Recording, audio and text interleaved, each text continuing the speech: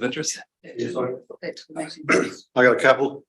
Employed by Road Metals, who potentially supplying rock to the harbour, and a director of Whitestone Contracting, which undertakes work at the harbour. Thank you. I'll just put the apologies to vote. Sorry, all those in favour of the apologies. Against, that's carried. We move on to confirmation of previous meeting minutes, page 6. Any discussion around the minutes? No, clerk, ask for a mover, please. Thank you. Move Mayor Gary Kircher, seconded Councillor Rebecca Ryan.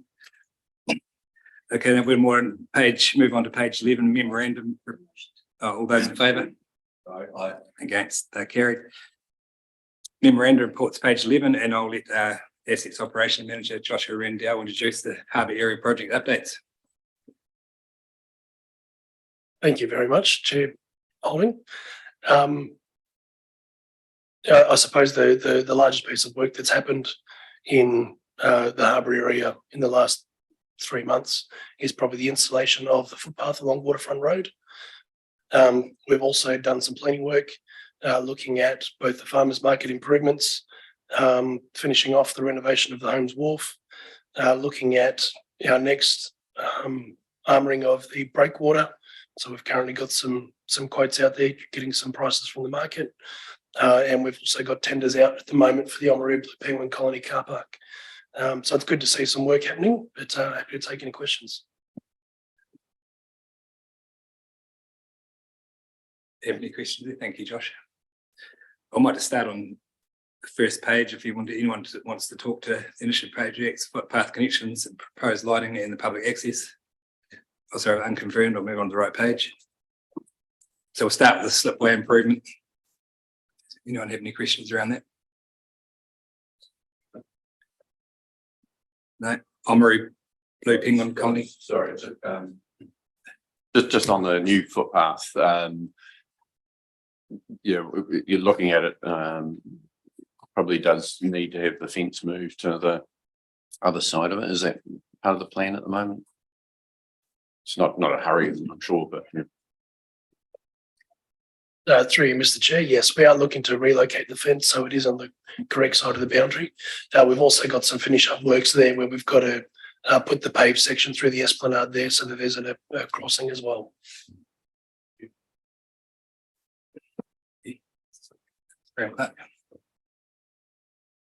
Just a question for Josh. A couple of members of the public have talked about the lack of lighting on the footpath, like the old existing lights that haven't been repaired. Apparently it's quite dark down there, so I'm not sure if that's been brought to your attention. It hasn't, but I'll see if we can get some maintenance done on those.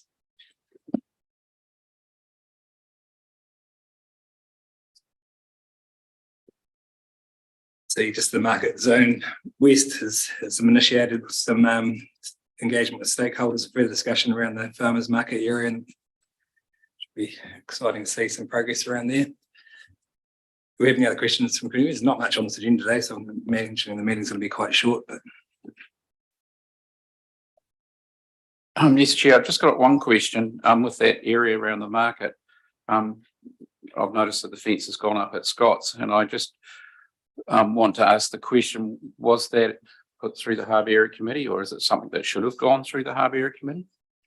I think that came to the wider council under property, if I'm right. It was an extension lease. You might correct me, Gary. It had been sent out to councillors. I don't think it had been referred to property. I'm looking to officers to confirm, but they've got delegated responsibility around extending leases, extending area of leases up to 10% of the total area.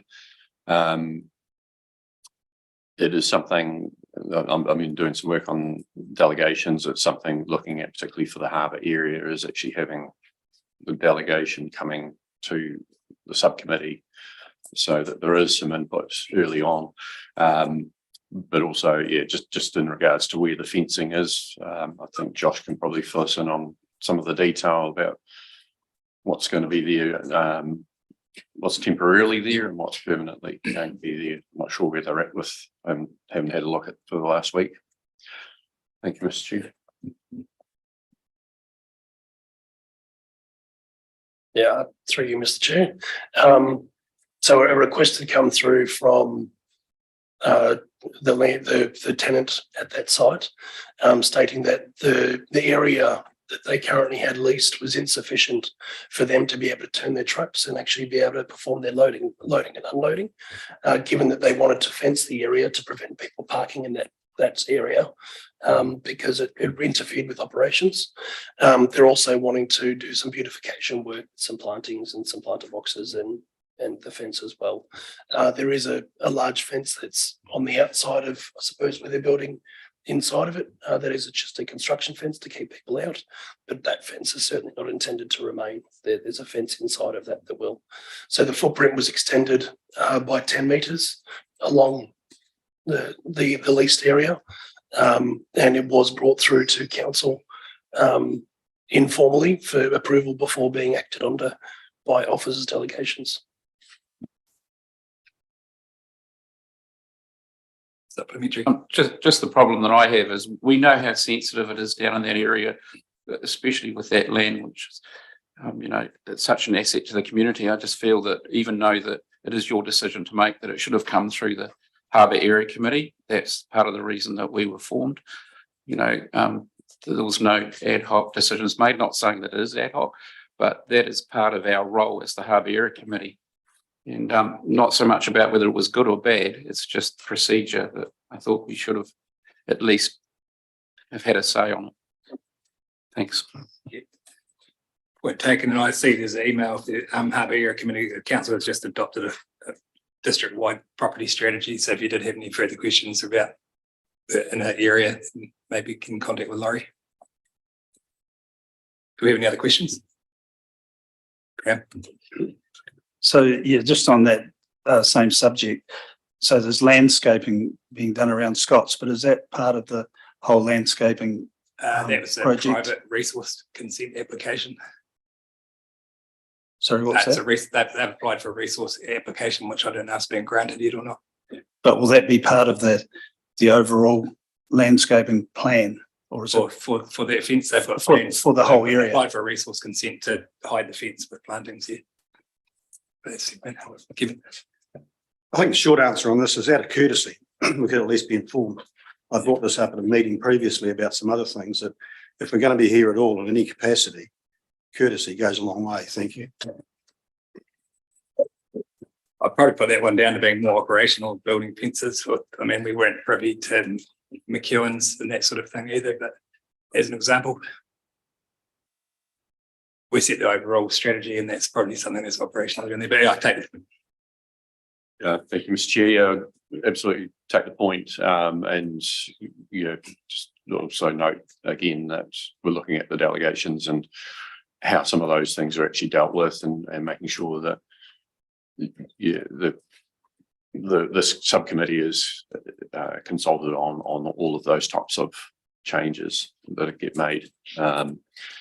So it is a particularly sensitive area as far as the public interest goes, and we want to make sure that we get things as right as possible. My concerns with the current one and with what we're talking about here is that we may have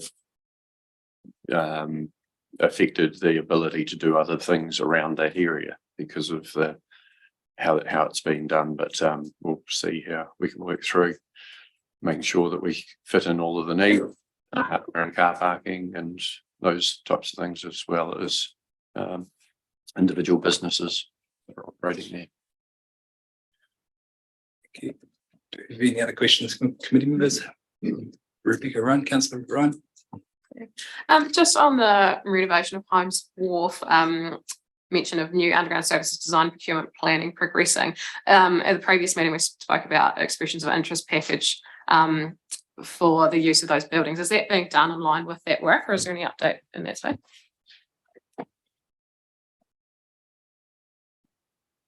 Sorry, Mr. Chair. To date, no, we haven't undertaken any expression of interest process for those buildings. We're doing some maintenance work at the moment to get them to a state where they're, I suppose, showable. There's a lot of vegetation and minor maintenance issues that have needed to be resolved. Once we've got that completed and some of the services are in so people can see that they are in fact usable, we'll go through that process. So it's just undertaking a little bit of work to potentially maximise the value and make them as attractive as possible to potential tenants. Thank you. Do we have any other questions? Moving on to other subjects, I would like to congratulate the fact that once the footpath was given the go-ahead, how quickly it happened. I think that was a great effort, albeit still be finished off. The public access to the breakwater in Sandy Bay. Sandy Bay, I think, needs to be a priority. Talking about standard for tracks, needing a safety barrier along the breakwater, that'll be massively problematic. One, you'll have to maintain it, or have ongoing maintenance issues. And it will be a hindrance. So when you're putting rock over the harbour in the future decades, it'll be on the road. I just can't see that working at all. To move down a little bit further, there's a bit more rock to go in there, and they're talking about replacing the unsightly concrete. I'm assuming that this is a concrete that's been spread over the top of the breakwater just inside the gate at the start of the breakwater. I haven't seen a plan of what will replace that, but you can't just take that concrete away. That was washed out there in earlier floods quite a few years ago. So there'll need a design plan to actually hold that structure in place. If you take that concrete off, something's got to replace it. And there was plans drawn up a couple of years ago, probably, wall, potentially steps there or not, as cases for access and a gate. But that needs to be considered before that concrete goes. Otherwise, you'll have a massive problem. Thank you, noted, and I'm sure officers will bring the design back with the change there for the visibility. Did you want to add anything more to that, Joshua?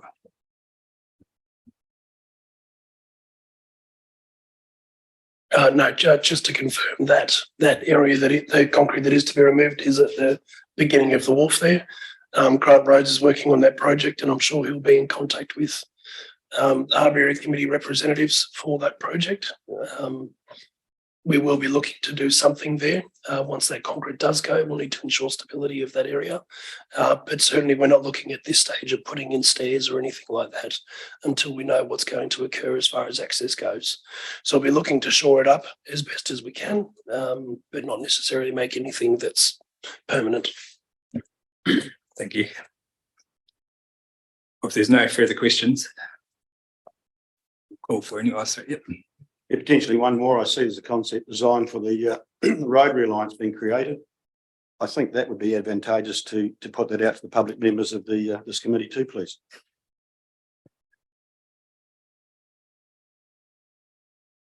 Or the whole committee. Yeah. I was intending to meet with key stakeholders. Yeah, I think it'll come back to us at a later stage. Well, if there's not any more questions, or does anyone want to discuss any more projects on the agenda?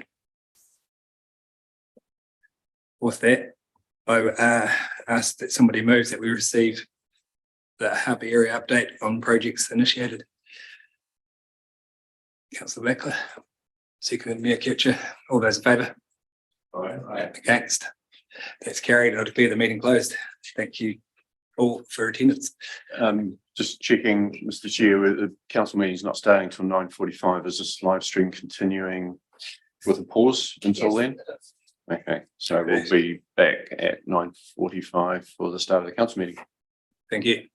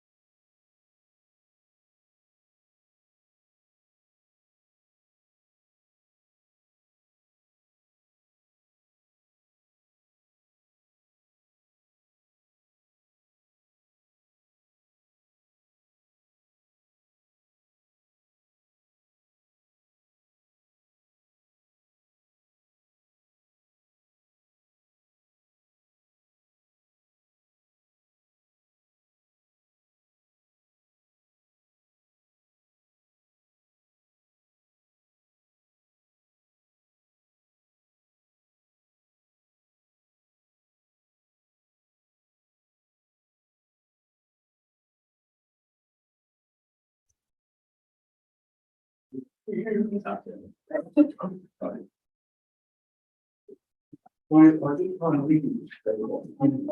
guys. Are you ready? Yeah. All right, good morning, everybody, and welcome to this council meeting.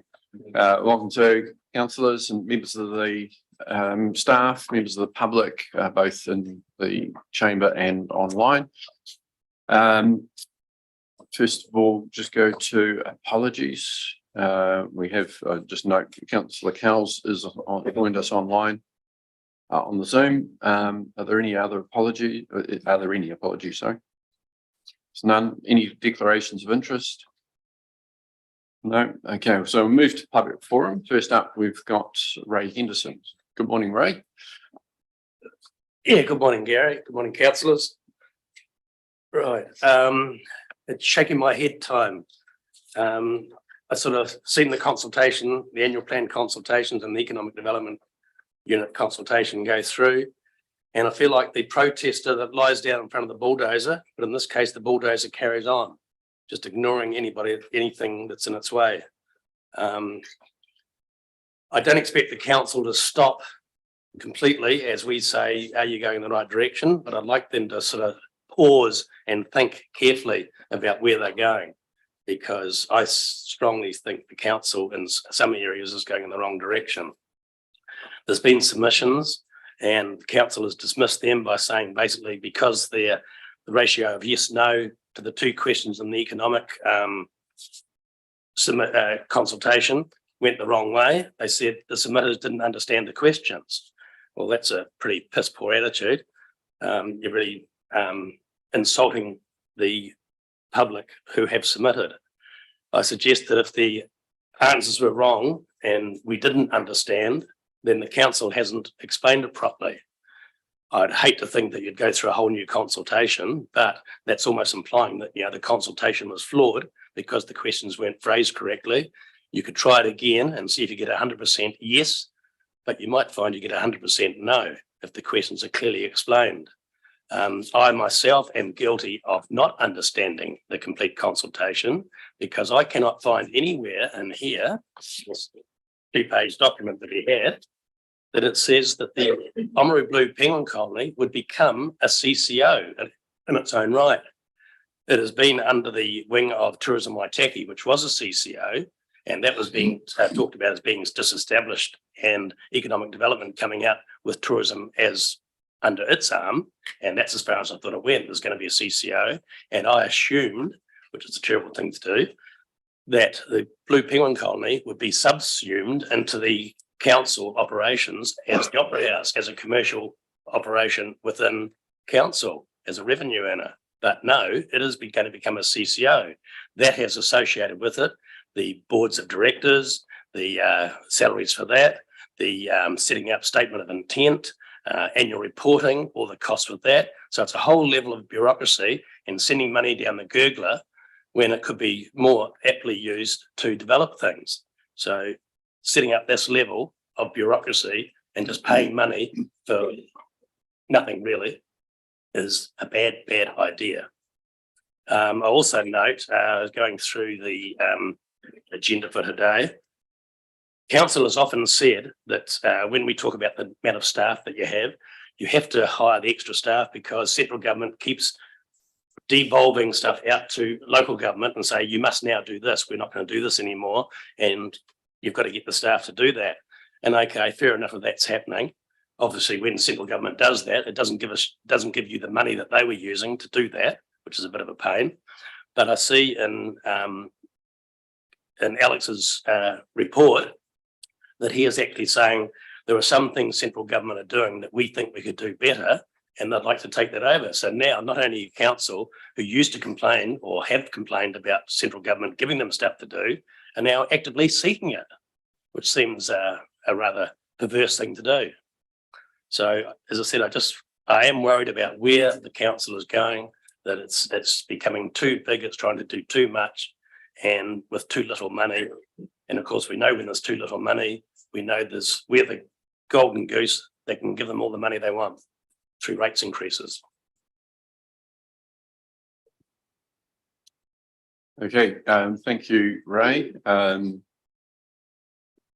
Just on basically the future for local government is about devolving things from central government, and we are adamant that that needs to come with the funding.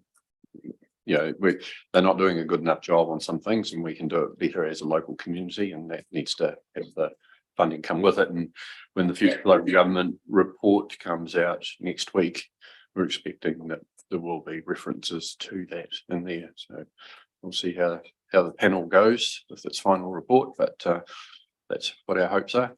As far as any questions or comments back, Councillor Thompson? Thank you, Ray. I think you're actually preempting some of our discussions. I'm a councillor, and at no stage have I voted or been asked to vote to make the penguin colony a CCO. So you're making a presumption ahead of discussions that we've still got to have. Well, as I said, it's in the agenda. So what's in the agenda is the policy and a proposed route for council. So I assumed it's going to happen. It is the recommendation. Anything else, councillors? Okay. Thanks very much, Ray. And next we've got Lisa Howard-Sullivan. So Lisa, good morning to you.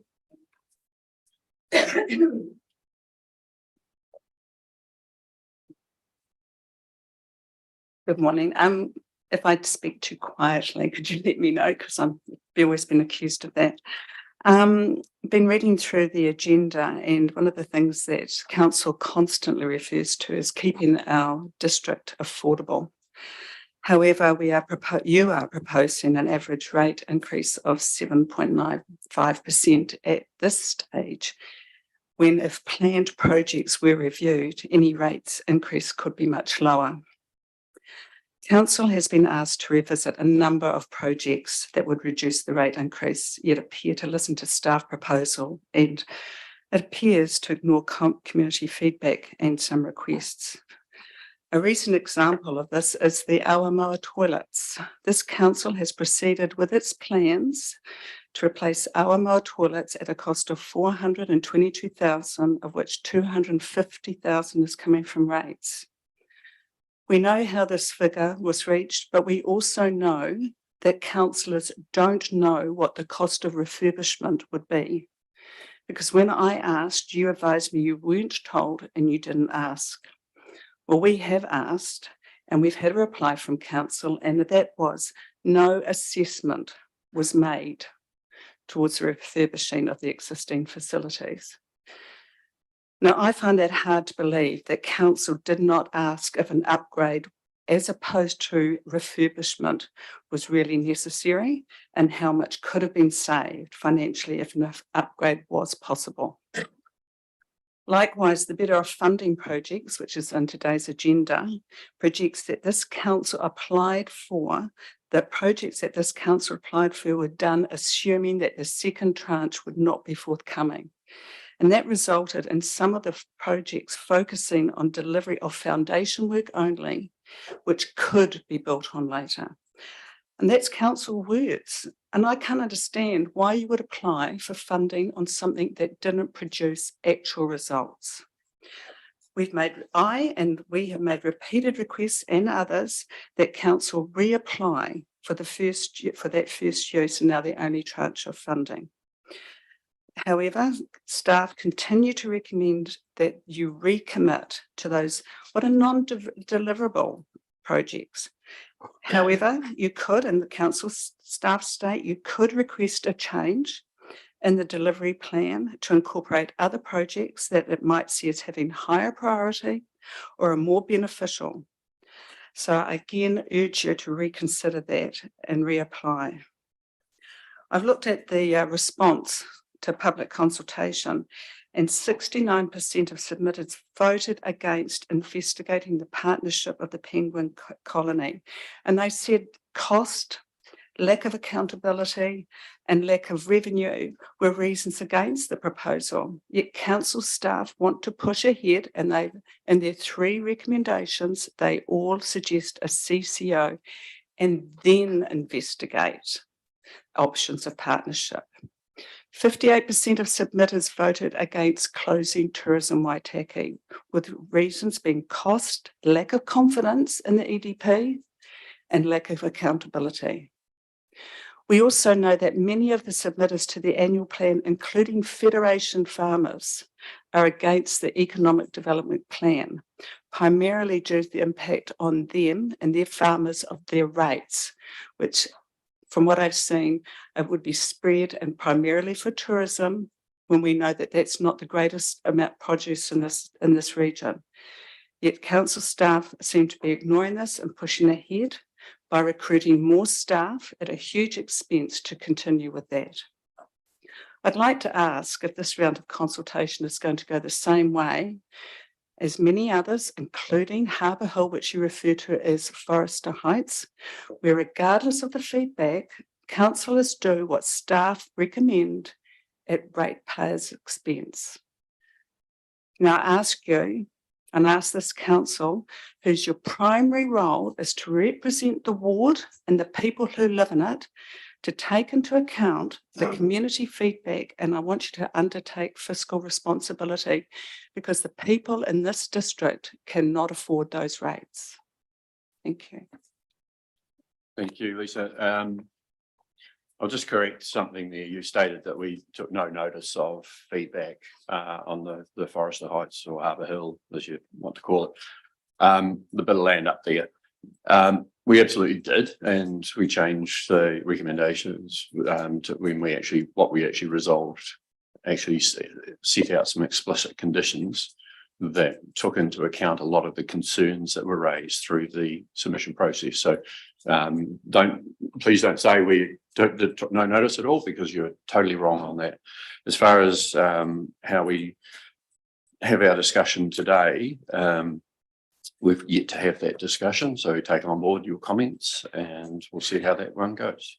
Thank you. If I could just reply to Forester Heights, the people don't believe that. The people do believe, and you've got it down as surplus. So surplus, and that's what we've asked against. The people have said they don't want it sold. So I may be wrong, but I'm just giving you the feedback that I'm hearing, is that they believe council still want to sell that. Absolutely. That's the decision, is to look at that. So at the moment, that's part of the property strategy. So it's what I'm pushing back against is you saying we took no notice. We did take notice. We changed what was recommended and made a separate resolution on that. So that's the point I'm trying to make here. Might not be something you agree with. That's fine. Everyone can agree or disagree, but we've got the right to consider all of the submissions and make a decision the way we think is in the best interest of the community, and that's our responsibility, and it will remain our responsibility. And every 3 years, people will decide whether they agree with us enough to vote us back in or not. That is democracy. Councillor Thompson. Thank you, Lisa. I represent a predominantly rural ward. We're looking at a 13% rate increase, but the bottom line is we've got 1,800 kilometres of road and 13,000 ratepayers to support it. We've got to be honest around here. There are some things that we cannot afford to do. And part of that is we cannot afford to sit on assets that might be able to be realised to actually cut those rate increases and deliver what the ratepayers need. Not what they want, what they need. Councillor Hopkins. Yeah, following on from Councillor Thompson's comments, Lisa, my question would be this. I share your concern about rates, and I've said so publicly around this table on numerous occasions. However, if we are seeking to relieve the burden on ratepayers, would you agree that we have a moral and financial obligation to look for other sources of income as well as economies that may impact on the level of service people currently enjoy and expect? I do. Could you just elaborate on which part you're talking about, though? Well, the difficulty I have with the argument, and I'm sorry, I'm sure the Mayor doesn't want us to have a debate, which is why I framed my what I put to you as a question. If we're not going to increase rates, or if we're going to acknowledge that rates are unaffordable and the increases need to be reduced, surely we must find other means of funding council activities that people expect and or demand. I agree. And that's why I'm asking you to go back and look at the money that was given under the affordable water, what is now the affordable waters, because some of that and then many other councils have used that money and applied for and got that money so that they could use it on projects, existing projects that would have been otherwise used for rates. A supplementary question, if I may. All right. We need to move on. We've explained to the ratepayers group the restrictions DIA have put on things, and if they don't choose to accept that, that's not our problem, and so it's not worth debating here and taking up more time than we need to. Councillor Holding. Might be along the same vein, but thanks, Lisa. I mean, you've stated about these better off funding projects that we've got it wrong for quite a while now, at least the ratepayers group, but I haven't seen anything put forward that is more of a higher priority. Did you actually have projects that you thought stand with more high priority, and did you forward them to any councillors for feedback? Would you like us to provide you with those? That was probably going to be too late now. I know, but would you like us to provide you what? Okay, we might come do that for you. If you could take note of DIA's requirements around the criteria that they aren't in the existing long-term plan, and that they're not proposed already, or else they are there but can be brought forward significantly and improved on. Yeah, that would be good. Okay, we will look into that for you. I'm surprised that you're asking me to do it and not your staff. No, But yep, we've obviously got a paper today where we're looking at reconfirming the priorities we've got. I think we're quite happy with them, but what I think is being put back to you is you keep saying we can do these things and we know we can't, but we're interested in seeing what things you might come up with. So it might not be an overly useful task, other than allowing you to go through the same process that we have been through. Anyway, thank you very much for coming in this morning. Always entertaining exchange of views, so thank you. Councillors, move on to item 4.1, Chief Executive's reports, and Mr. Palmley, and to you. Thank you, Mayor Kircher. I'm going to take the report as read, but I'm going to just add to a couple of things in there. I'm going to highlight KPI 2 around Three Waters. So we're currently in a bit of a holding position at the moment, awaiting the revised programme of the National Transition Unit. So it's difficult to plan much until we know what we're working to at the moment. However, since this report was finalised on the 8th of June, Parliament's Finance and Expenditure Committee reported the Water Services Legislation Bill back to Parliament. And there were more than 300 changes in the bill recommended by the committee, and some important ones which addressed some of the concerns that the council highlighted in its submissions. So I'll just highlight a couple of those for information. They recommended that greater clarity about how relationships agreement will work in practice to comprehensively manage areas where cooperation between water services entities and councils and other partners is required. And the changes make clear that these agreements will be enforceable and provide for dispute resolution mechanism. And this addresses a concern that councils and water entities will need to continue to work together, and councils will need some assurances from those water entities to look after the interests of ratepayers and the district more generally. In terms of council-controlled organisations, you may recall that the proposal was that those elements of council-controlled organisations that were delivering water services were to be taken into the water entities. They have recommended that council-controlled organisations and trading organisations whose predominant purpose is to support councils in their management and operation of water services will transfer, but those will be defined as 85% or more of their revenue being provided for in water-related activity. So essentially, that doesn't cover our CCO and the elements of water services that they currently provide. So most CCOs are no longer covered by that provision as recommended by the committee. We also raised a concern around water services entities' support for development and whether they might inadvertently be setting up something that provides a handbrake on development. And so the committee is recommending that water services must have a development code which sets out a series of development principles and how the entities will support and enable development and growth within the areas that they serve.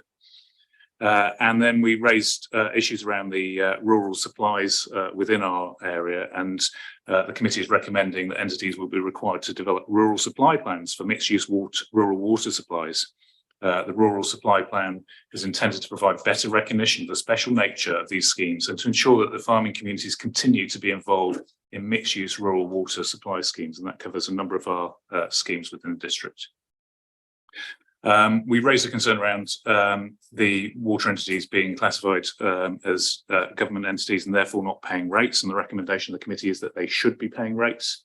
That would have been an additional hidden financial burden on all councils if they weren't paying rates, because currently our water services do pay rates.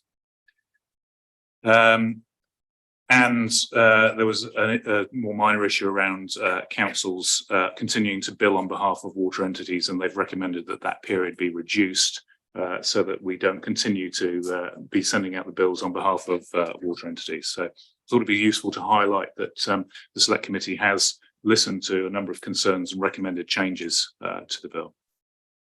A couple of other things.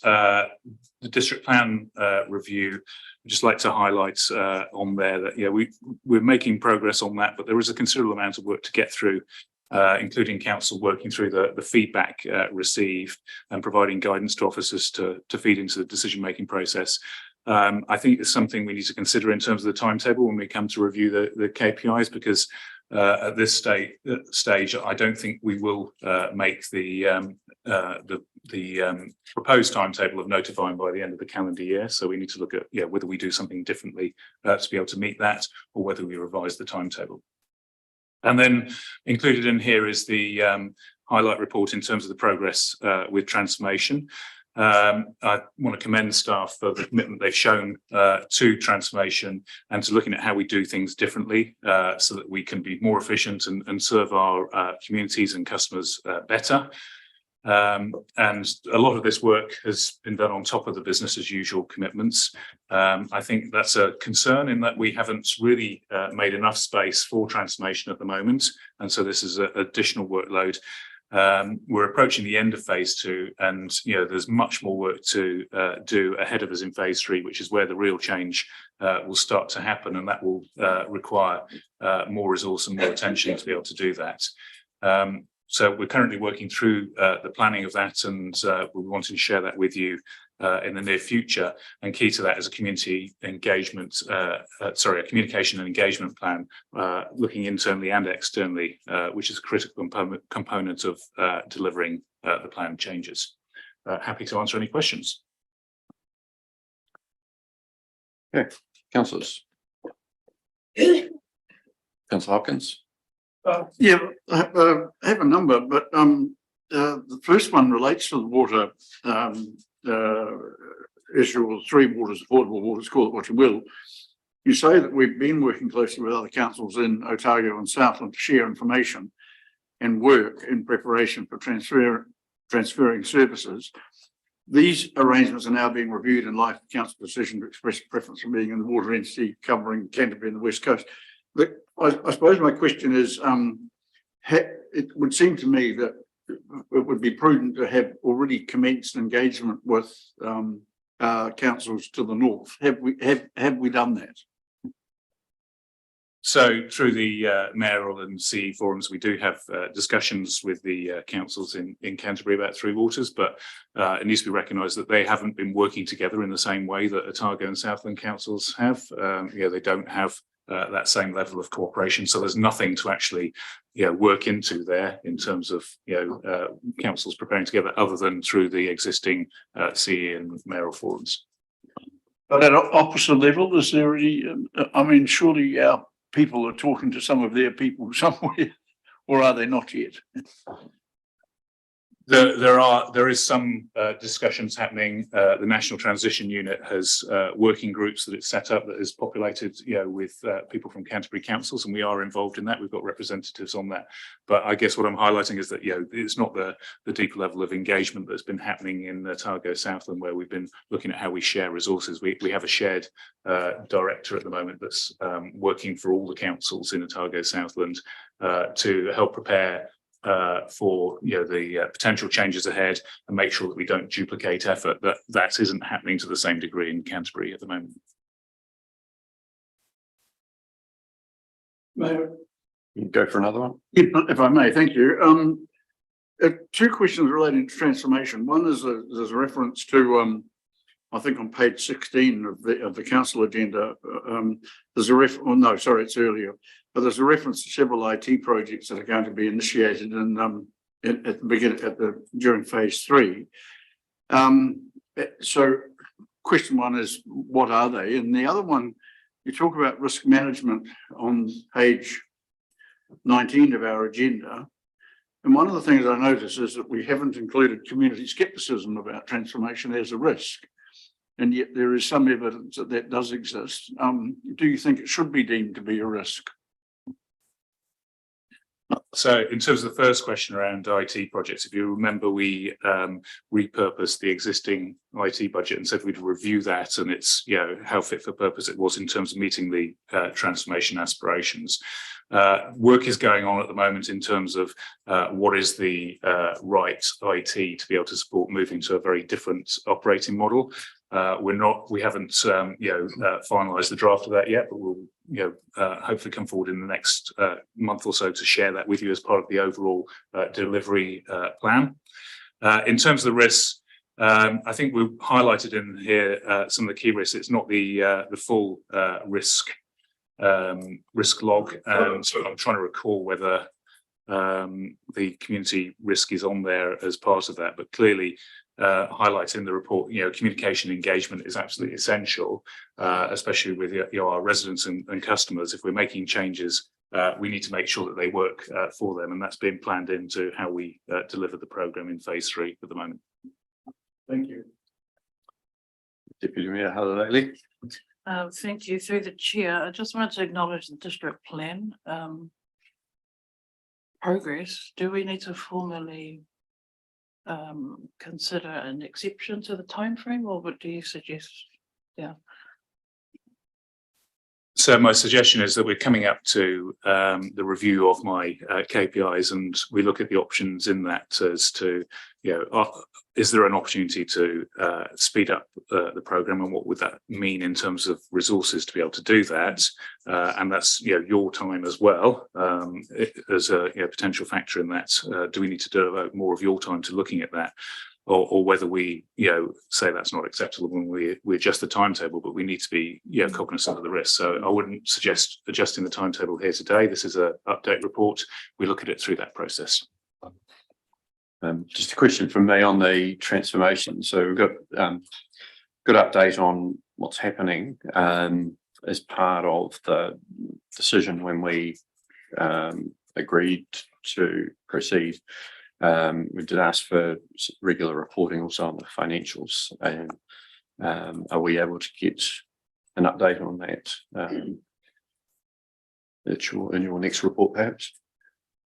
Yeah, we can provide an update on that. I recognise it's very high level update in here saying we're on budget, but yeah, we can give you an update in terms of how the money is being spent and how that reconciles with what the council agreed as a budget. Thank you. Any other questions, councillors? Any questions from officers for Mr. Palmer? No, just kidding. Councillor Blackler.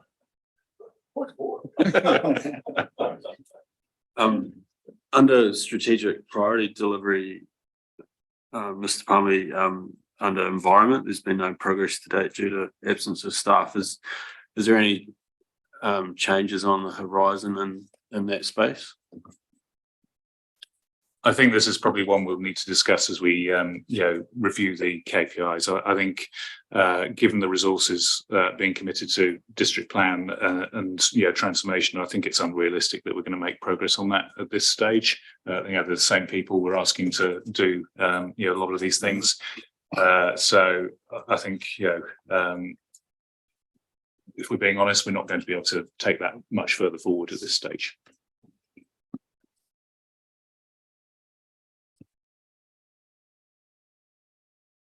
Mr. Cook, do you want to add anything to the district plan discussion overall? Be happy with the direction. Yes, just in support of his comments around the same staff trying to do the same work sort of thing. The district plan is the foundation document that will contribute to any environment plan, along with the climate change, and we're pursuing the climate change. So I think to continue with the climate change work and the district plan will help build a better environment strategy once we get there. Thank you very much. Councillor Thompson. Just further to that, Mr. Mayor, the councillors on the district plan subcommittee are having discussions and trying to make ourselves available during the July window to have further workshops to see if we can catch up on some of that planning. Yeah, that's appreciated. Thank you for that. Okay, if nothing else, someone move that we receive the report. Councillor Hopkins, Councillor McCone, thank you. Those in favour say aye. Aye. Against, it's carried. Thank you very much for a comprehensive report, Mr. Palmer. Moving on to the next item, 5.1, recommendations from the Performance Audit and Risk Committee. Does anyone wish to speak to this? Mr. Cook. Thank you, Mr. Mayor. Yes, many of you were at the Performance Audit and Risk Committee, where we asked for the committee to recommend to council the adoption of the high-level climate change projections and climate change risk framework. They adopted that. There was notes in there around the discussion, and we have made one amendment, which was to note that the RCP 8.5 and 8.4 may be changed in the future when that comes under a national review. The other discussion points, we noted subsequently that the chair did not make a ruling on that. And so we the paper is presented as it was in regard to that. It's important to note that the climate change risk assessments for Otago, Canterbury and the national climate change risk assessments do use the very positive affirmative language such as will. And if we did change our program, our report to may, it would be out of line with those other documents, but we are happy to change it if that is the decision of council. Thank you. Mr. Gamble, do you have anything to add at the moment? Okay. Councillor Hopkins. Yeah, I'm interested in Mr. Cook's comment, because at the PAR meeting on the day, I raised the issue of the positivity or the assertion that climate change will present. And this is a statement made on page 24 and 24 and 25 of our agenda. Mr. Campbell actually said at the meeting, oh yes, that can be changed. Now, I think the members of the committee took that to indicate that that would happen. And as a consequence, there was no resolution requiring or moving that it be done. Now, subsequently, we learned that because the chair didn't make a ruling, it hasn't been changed. And yet I think the expectation of the members of the Power Committee at the time was that it would be. And I would point out that the assertion on 24 and 25 is much more absolute and explicit than the comments that are included on pages 30 and 39 of our agenda, where the future impacts of climate change are treated in a much more conditional and qualified way. Now, I'm not going to debate the issue of climate change now, but I am going to ask why, when it was indicated at the meeting that it could be amended to be from will to may, that we learn retrospectively that that's not going to happen. I don't think that's that reflects the mood of the meeting on the day, or the intention of the Power Committee in terms of recommending the adoption of the document. Mr. Cook. Through the chair, thank you, Councillor Hopkins. As I stated in my introduction, we are prepared to change it. We did get as far as changing it, but then in subsequent discussion with the chair, it was noted that he did not rule, and therefore we were recommended to present the document as we have presented it. It is very simple to change it. We will change it if that is the decision of council. Mr. Campbell. Thank you, Mr. Mayor. Perhaps further to that, a suggestion might be that Councillor Hopkins could sit with us to work through the specific areas, and we can just link it back to those other reports to ensure consistency. But there may be areas that it could be changed to reflect our intention to maybe be a bit more less directive in those scenarios, but where it's aligned with the other reports, we could say, well, that is following the Canterbury or Otago directive, but where we've stated something in our kind of terminology, we could work through that with you if that was an easy way forward. It runs the risk of something happening that we don't necessarily all agree with. But just on that, can you point to the references you're making on page 24 and 25? Yes, going back to, page 24, the second paragraph, executive summary, second line, the first summary report of climate change risks the Waitaki District will be facing, and on the next page, under paragraph, the third paragraph, all stakeholders, including territorial authorities, recognise that a changing climate will present risks to the district.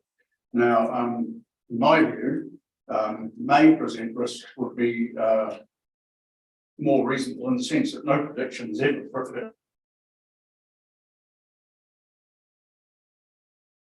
And these presumptions are predicated on RCP 8.5, which is under challenge at the moment or under review.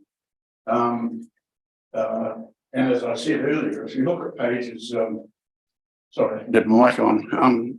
If you look at pages 30 and 39 of the agenda, the comment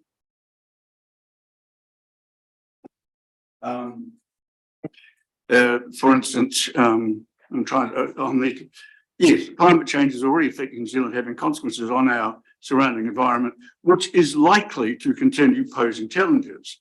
Climate change is also influencing the likelihood. And on page 39, the same applies. These are statements in our report. Let me just find it again. Can I? Well, anyway, sorry. Can I just address those first couple, because I'm not reading them in the same way that you are. When we talk about risks, they're things that might happen, and so we will face some things that might happen. Is basically the summary of the executive's summary. It's not saying these risks will eventuate and we will then face them. We are already facing the risks. We're dealing with what we think might happen and what could happen, and that's essentially the active part of it is preparing for things which might not happen, but we still need to prepare for them. So we are facing those risks. On the second one, all stakeholders, including territorial, local authorities, regional councils, communities, iwi, and the business sector recognise that changing climate will present risks. So again, it's not saying it will, we will have these things happen, but it will present the risk of these things happening. So I think by the use of word risks in itself is not a definite. So it can be taken as the bit, which is, it may happen. If you see what I mean there. Yeah, I do. If were I to accept that, and I'm not sure that logically the first, at least on trip 24, is right. But if we're going to say that, then I think we should actually acknowledge that not only will climate change produce risks, it will also produce opportunities. And there's historic evidence of that medieval warm period. I don't want to go into all the details, but I've certainly been an advocate that, if climate changes and we may lose the ability to farm certain things, but we might gain the ability to farm other things. So I don't mind having that moderation in there. And there's two other things that I would suggest we could amend. And one of them is at the very start, on page 22 of our agenda, high-level climate change projections. I would like to see just an asterisk indicating that those projections are based on RCP 8.5. And the other thing that I would like to see us acknowledge is that there's a reference later on to the Paris Accord, and I would like to see us. We say that we have various obligations under the Paris Accord. And I would like to see us include in our climate change document that we acknowledge the Paris Accord includes Article 2, which specifically says that increasing the ability to adapt to the adverse impacts of climate change and fostering climate resilience and low greenhouse gas emissions development in a manner that does not threaten food production. And for an area with 40% of its GDP from the primary sector, I think that's an important consideration to include. Mr. Campbell, any comment on that one? Thank you, Mr. Mayor.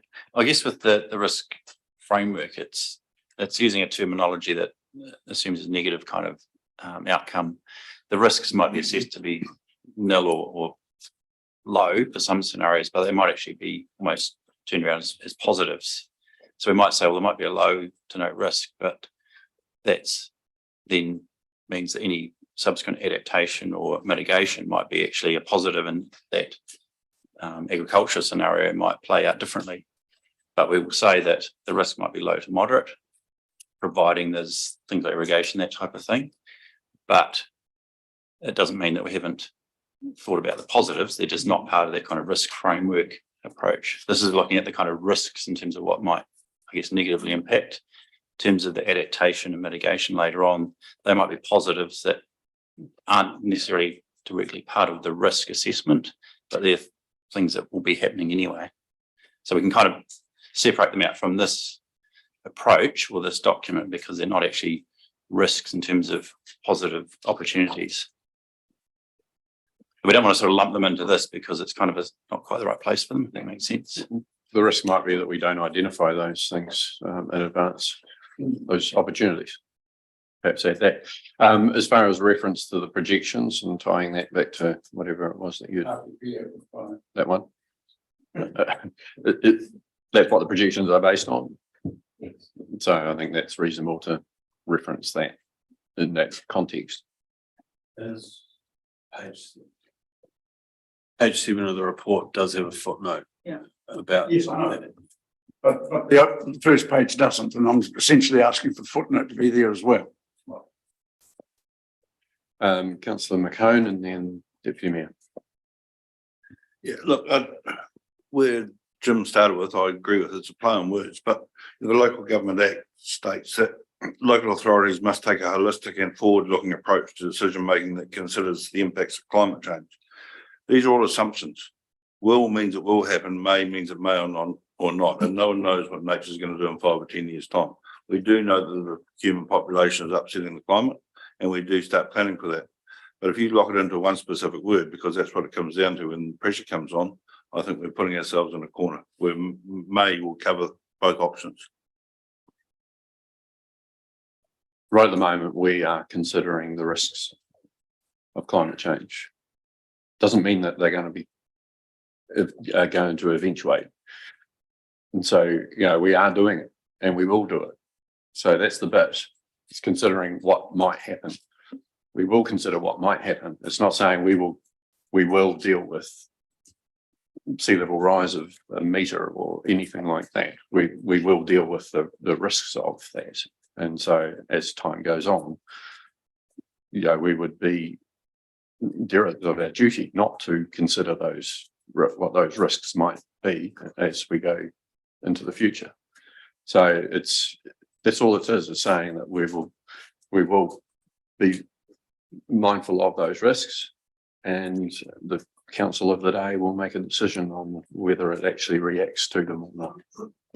So that's, yeah, it's not saying I'm trying to be as clear as I can. Hopefully I am to most. It's not saying we will do this. It's just that we will consider risk.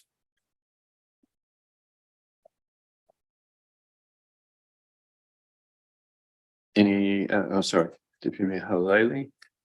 No, thank you. Just in support of the Mayor's comments, I think I'm quite comfortable with how the paper is presented to us. I think it just signals the intention that we are prioritising, you know, like climate change and how we can mitigate and support those risks, because we would be remiss if we didn't. For the community, on the other side, we also need to help prepare, and there would be resourcing that could be made available from central government as well, that could help prepare for emergency preparedness and also around strengthening our infrastructure and things like that. So this is just a document that signifies, you know, that symbolises what our intention is, that we just need to take it a lot more seriously. It's not a may, it is a will, and it's here. So we just need to be quite clear about it. We have a resource in place that we'll put specifically to help support and work on this issue for us. So I'm happy with that, and I'm happy to move the recommendation as it stands. Thank you. Do I have a seconder? Councillor Blackler. Okay, speaking to the motion. Councillor Hopkins. Yeah, I don't intend to vote against it, but I would like to see us include, let's not debate 24. We've agreed to a slight change in 22 on page 22 of the agenda. If on page 25 we could add opportunities as well as risks to that paragraph I identified, and if on page 43 we added, because it says on page 43 of our agenda, in New Zealand's NDC under the Paris Agreement includes the following commitments. I won't read them out, but there are three, all of which involve actions to reduce emissions and so on. But I would have thought a fourth bullet point just saying recognition of the implications of Article 2. Because I do believe it's fundamentally important, and it's an issue that gets lost in the debate about climate change, and it should not get lost in an area where primary produce and food production is so important. Like I think, you know, this is about risks. It's not about the opportunities, but it is about the risk of missing those opportunities and focusing too much on what we won't be able to do or what the negative things are in the future. But we also risk not looking at the positive things that might happen. So I think if there's some wording that could be added in, and it's not necessarily in that sentence, it might be somewhere else, because it's still a risk. But it's just ask Chelsea and David whether they can fit that in somewhere that's suitable in the context. Thank you. Councillor Holding. Well, doesn't page 9 kind of speak to all those things, the value domains that we'll use in the risk assessment against the framework? You got your 5 things across human, natural environment, economy, built environment, and governance. So it's a group of values, assets, systems that could either be at risk or beneficially effective. So we'll be applying that lens to our assessment of the thing. So it's not Yeah, that's why I'm saying no, put it in the other bit, but maybe that gets mentioned somewhere that there's as a risk that we miss the opportunities as well as missing the dealing with the impacts. Yeah. Okay, so that's been, team will look at that and consider where that can be inserted. Is there any other comments? Okay, I'll put it, the motion, those in favour, please say aye. Aye. Against? That's carried. Thank you. Okay, now moving on to item 6.1. New ways to enable economic development in Waitaki. Thank you, David and Chelsea. And I'll hand over to Mr. Parmley. Thank you. So I'll take the report as read, but just highlight a couple of things within here. So the ED strategy, which we developed with the Runanga and with lots of engagement from businesses, set two key outcomes. The first was to produce an easily understood evidence-based economic development strategy to include tourism for the district. That's developed in partnership with stakeholders, and the second was to identify and recommend fit for purpose and optimised arrangements to deliver that strategy. So it makes most efficient and effective use of the resources we have available. So the strategy is ambitious. It was agreed by the last council, and it will be really challenging to deliver. And it will take more than the resources of this council to realise the opportunities and the aspirations that are set out within that strategy. I think it needs to be recognised in this council has an enabling role in economic development rather than directly being able to grow the economy. Economic growth comes from businesses, and the role of the council is really to support the opportunities to enable that growth. So a partnership approach is required.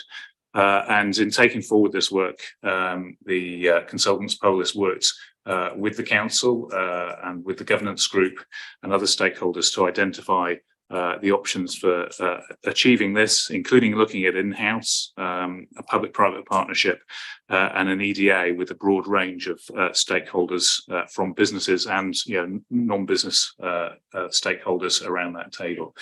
And after considerable analysis and discussion with the governance group, the latter was recommended as the partnership vehicle because it enabled a broad range of interests to be represented around the table, not just businesses, to ensure that that goal of sustainable, inclusive growth that supports improved well-being is achieved. Not just any economic growth, but the sort of economic growth that we want to see that benefits the whole community and is done in the right way.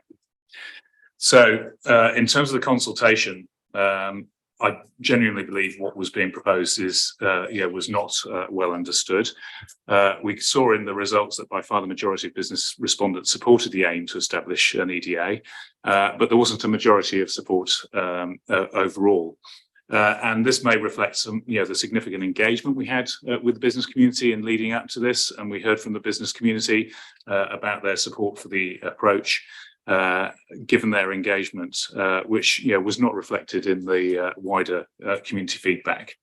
And we need to learn from this in terms of how we engage going forward. I think the way we engage the business community in developing the strategy was commendable.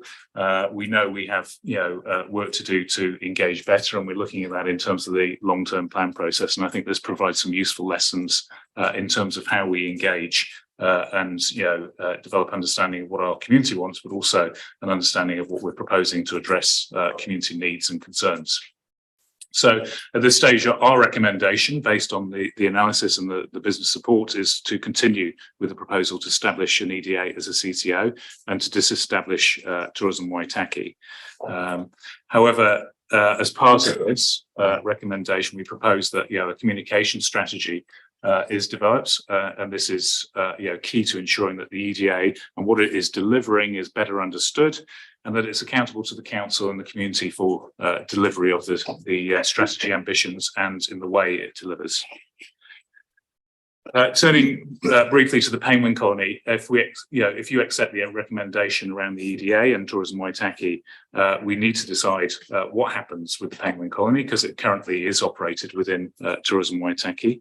It's an important environmental, community and visitor asset. And part of the brief was to look at what are the options for that. And we consulted on investigating a partnership.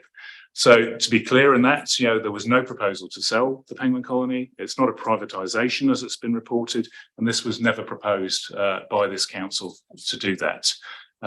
It was to consider a partnership approach and to consider investigating that, recognising that it is an important environmental community and visitor asset, and that whatever the option, whether it's a CCO or bringing it in-house, the council doesn't have the skills to perhaps fully realise the potential of it as an environmental and community asset. So it wasn't well understood. I acknowledge that in terms of what we're proposing, and it was misreported by some. And I think when we were also looking at sealing the car park next to it, I think some people put that together with our proposal to investigate a partnership and thought that was all the signs of privatisation and selling this important asset. So within your paper, we recommended that if you did agree to investigate a partnership, that we take on board the community feedback in terms of what's important about this asset and use that as criteria for assessing a partner and what they might offer to the community. So in terms of their experience and knowledge and skills in developing visitor experiences and products, but also their values and their alignment with what our community sees as important, their commitment to maintaining and improving the colony's leadership role and resources that are dedicated to conservation and research, their appetite for broadening the conservation offer of the colony. We already know that they reach beyond the immediate confines of the colony in terms of the conservation work they do. But there is potential for that to go further, and we saw that in some of the responses from some of the other conservation bodies that made representations on this. But this would be a recommendation to investigate. It's not the decision to actually go down that partnership route. And so I'd say that if you did accept that recommendation to investigate, that once we've done that, we look at further community engagement before a final decision is made. And we look to demonstrate how the issues of concern that have been raised by the community have or have not been met by the proposed partnership. So just to sum up, in seeking a partner, we've not assumed that partner will be a commercial organisation. I think others have assumed that, but we've seen that there was interest from other conservation based organisations who saw that there were synergies in potentially working together. We've had no discussions with any of those or any other potential partner, even though we've been contacted. I've made sure that we haven't had any decisions. And a decision to establish a CCO to operate the Penguin Colony in no way commits the council to a joint venture or partnership. It just provides a vehicle for operating the Penguin Colony, giving it a dedicated focus that it doesn't currently have sat within Tourism Waitaki. So just to reiterate, agreeing to investigate a potential of a partner does not commit at this stage the council to entering into a partnership. It just enables the council to consider what a partner might offer and how that fits with the best interests of the colony and the wider community. I'm happy to answer any questions or hand over to Mel if you've got anything to add that I might have missed. So go to you, Mel. Nothing? Okay.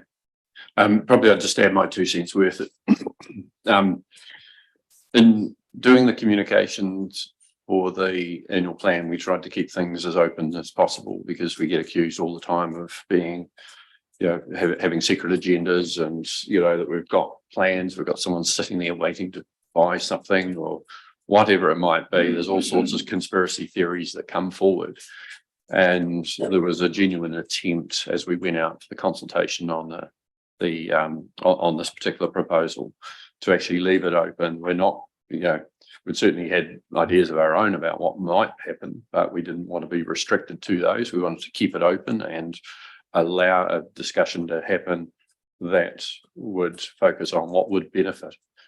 we were quite specific about making sure that it did benefit the district, and that also there were numerous comments made along the way about ensuring that the scientific and conservation work that went on there continued on, and just how much we valued the likes of Dr. Philippa Agnew and others.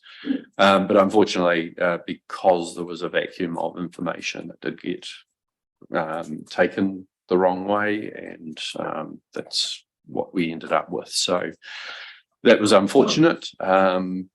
Maybe we need to give some examples next time. We will run the risk of those being picked up by some people and saying this is what the council is going to do. And unfortunately, that's the double-edged sword that we have to deal with on this. But before we get into any questions, I'm going to test the room with a motion. The council agrees that it will not sell the Honorary Blue Penguin colony and that it remains an important conservation facility. Do I have Councillor Hopkins? Thank you. Speaking to that, that's been the intention all along. I just want to be really clear and explicit that that's what basically that's the direction we're going to go in. So, any comments? I'll put that one. Sorry. Just as a point of order, might it be appropriate to add that as a recommendation 6 to the ones we have now, rather than vote on it separately before we vote on the others? Oh, look, I consulted the chair and he was okay with putting this one separately as a precursor to what else might happen afterwards. Oh, and to me, hey, so if you've talked to the chair, how could we possibly argue? He made a lot of sense to me. So I will put it, those in favour, please say aye. Those against, it's carried. Right, with that, we'll go to questions, please. Councillor Percival. Yeah, I just need some clarification why we have to form another CCO. On the top of page 51, it states that charitable framework as it exists is immovable. But as sole shareholders, we can, by special resolution, amend the existing constitution to change the status. Is that not correct? Also, it also mentions historical liabilities regarding tourism Waitaki. What are they? And I just want clarification on why we have to do this and why Tourism Waitaki Limited, as its own CCO, could not absorb the economic development program into that CCO as it exists. I just think there's a lot of money going to be spent here if we're allowed to, which will have a huge effect on the rates. And it says rates money, and regardless of where any money that comes into that from grants or whatever, it still belongs to the ratepayer of Waitaki. So I'm not comfortable with much of this at all. And there is a lot in this that I do agree with. It could be positive changes, but the way it's set out, I'm not comfortable at all. But I do want to have that question answered regarding change the resolution to change the constitution of TWL. Sorry, can you just repeat the page reference you referred to, Councillor Percival?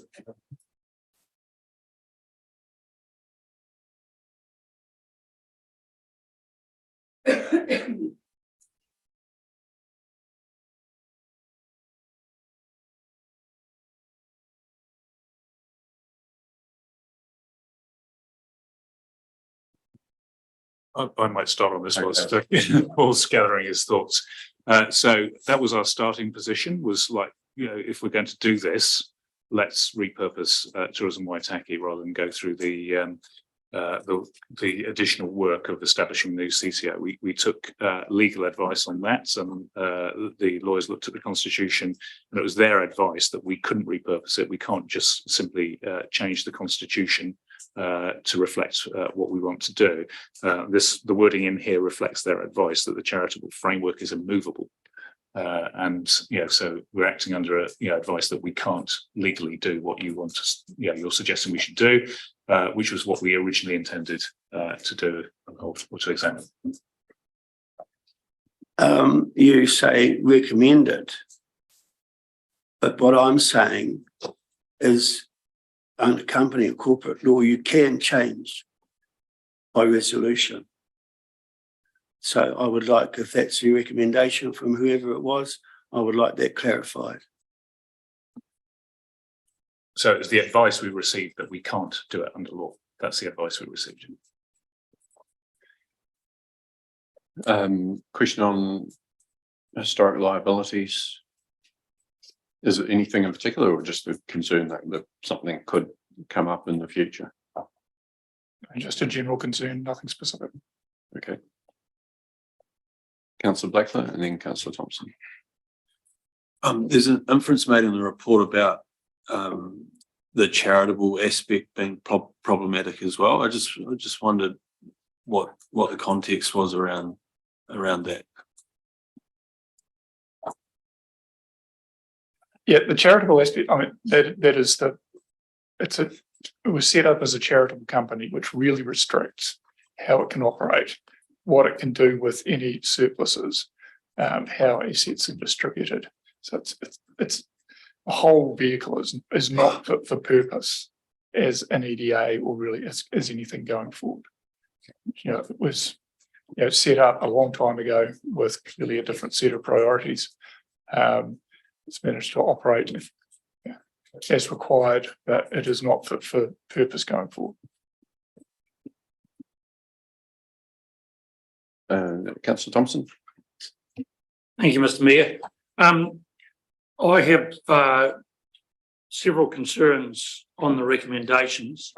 The first concern I have is on recommendation 2, and I question why, when we're setting up an economic development agency for Waitaki, we need to specifically name tourism promotion and destination management. I thought the benefit of an economic development agency was for all sectors of the community. And I actually going to recommendation 4. I believe that the future of the Oamaru penguin colony in the short term would be better served by being brought back into council. And then finally, and probably the most critical concern I have, and it's based on the discussions and the information sharing we had with the Timaru ED people, that setting up a CCO, I'm totally comfortable with, but we talk about including the creation of a transitional governance group. And as I raised in the last time we talked about EDA, I think it is essential for the success of an EDA that it must be removed from political interference. And as a governance group here in council, we have the ability to appoint directors to a CCO. And I think that's enough influence from us for this to be successful. Yeah, that were definitely questions. Please respond. Respond to the questions. In terms of the mention of tourism promotion, destination management, that wasn't meant to be to the exclusion of all the other sectors of the economy. And the strategy actually seeks to ensure that as a council working with our partners, we do address the other sectors of the economy, which perhaps have not received the same attention as tourism. And it was actually really to clarify that tourism isn't going to be separate from this. It is going to be included with the rest of the important sectors in our economy for attention.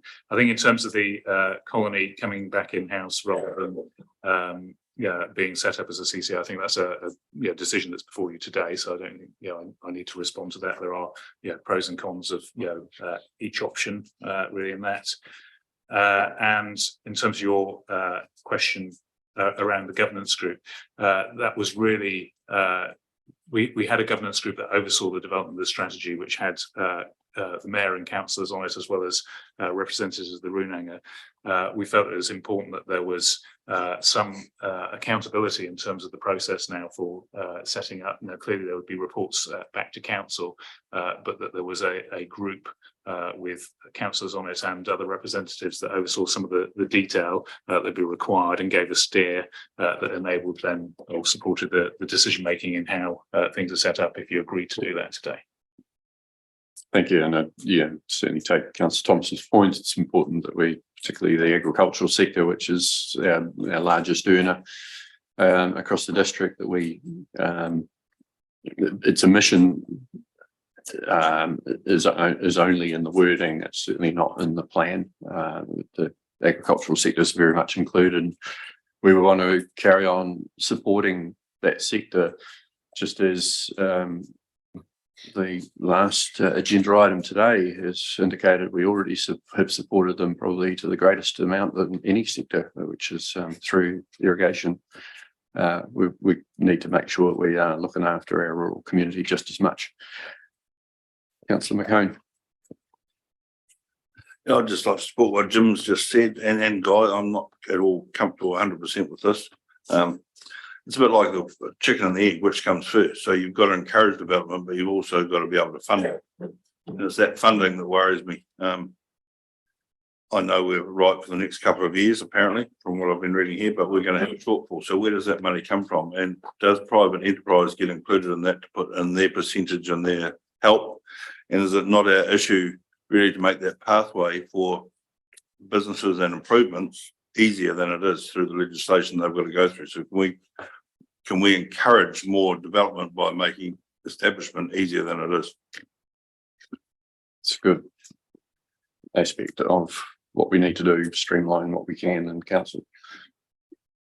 If you want to. Yeah, I'm happy to address the latter bit. And as you know, we're working through the new performance management framework in council. And one of the things we're trying to balance with this strategy and other important strategies like housing is to make sure that we get away from this siloed approach, and that as a council we look at every department essentially looks at how it can help meet the ambitions of this strategy. And one of the key things in terms of our other services is how do we make this a welcoming and easy environment within the constraints given to us, handed down to us by Parliament. How do we make it a welcoming environment and an easy environment to set up businesses? And I think that's consistent with the transformation ambitions as well, that we're much more focused on what the customer, the resident is presenting to us, what the outcome is they want, rather than dealing with individual requests. So I think we can do that, but it's not a given. We need to work hard through our transformation and through the delivery of this to ensure that that happens.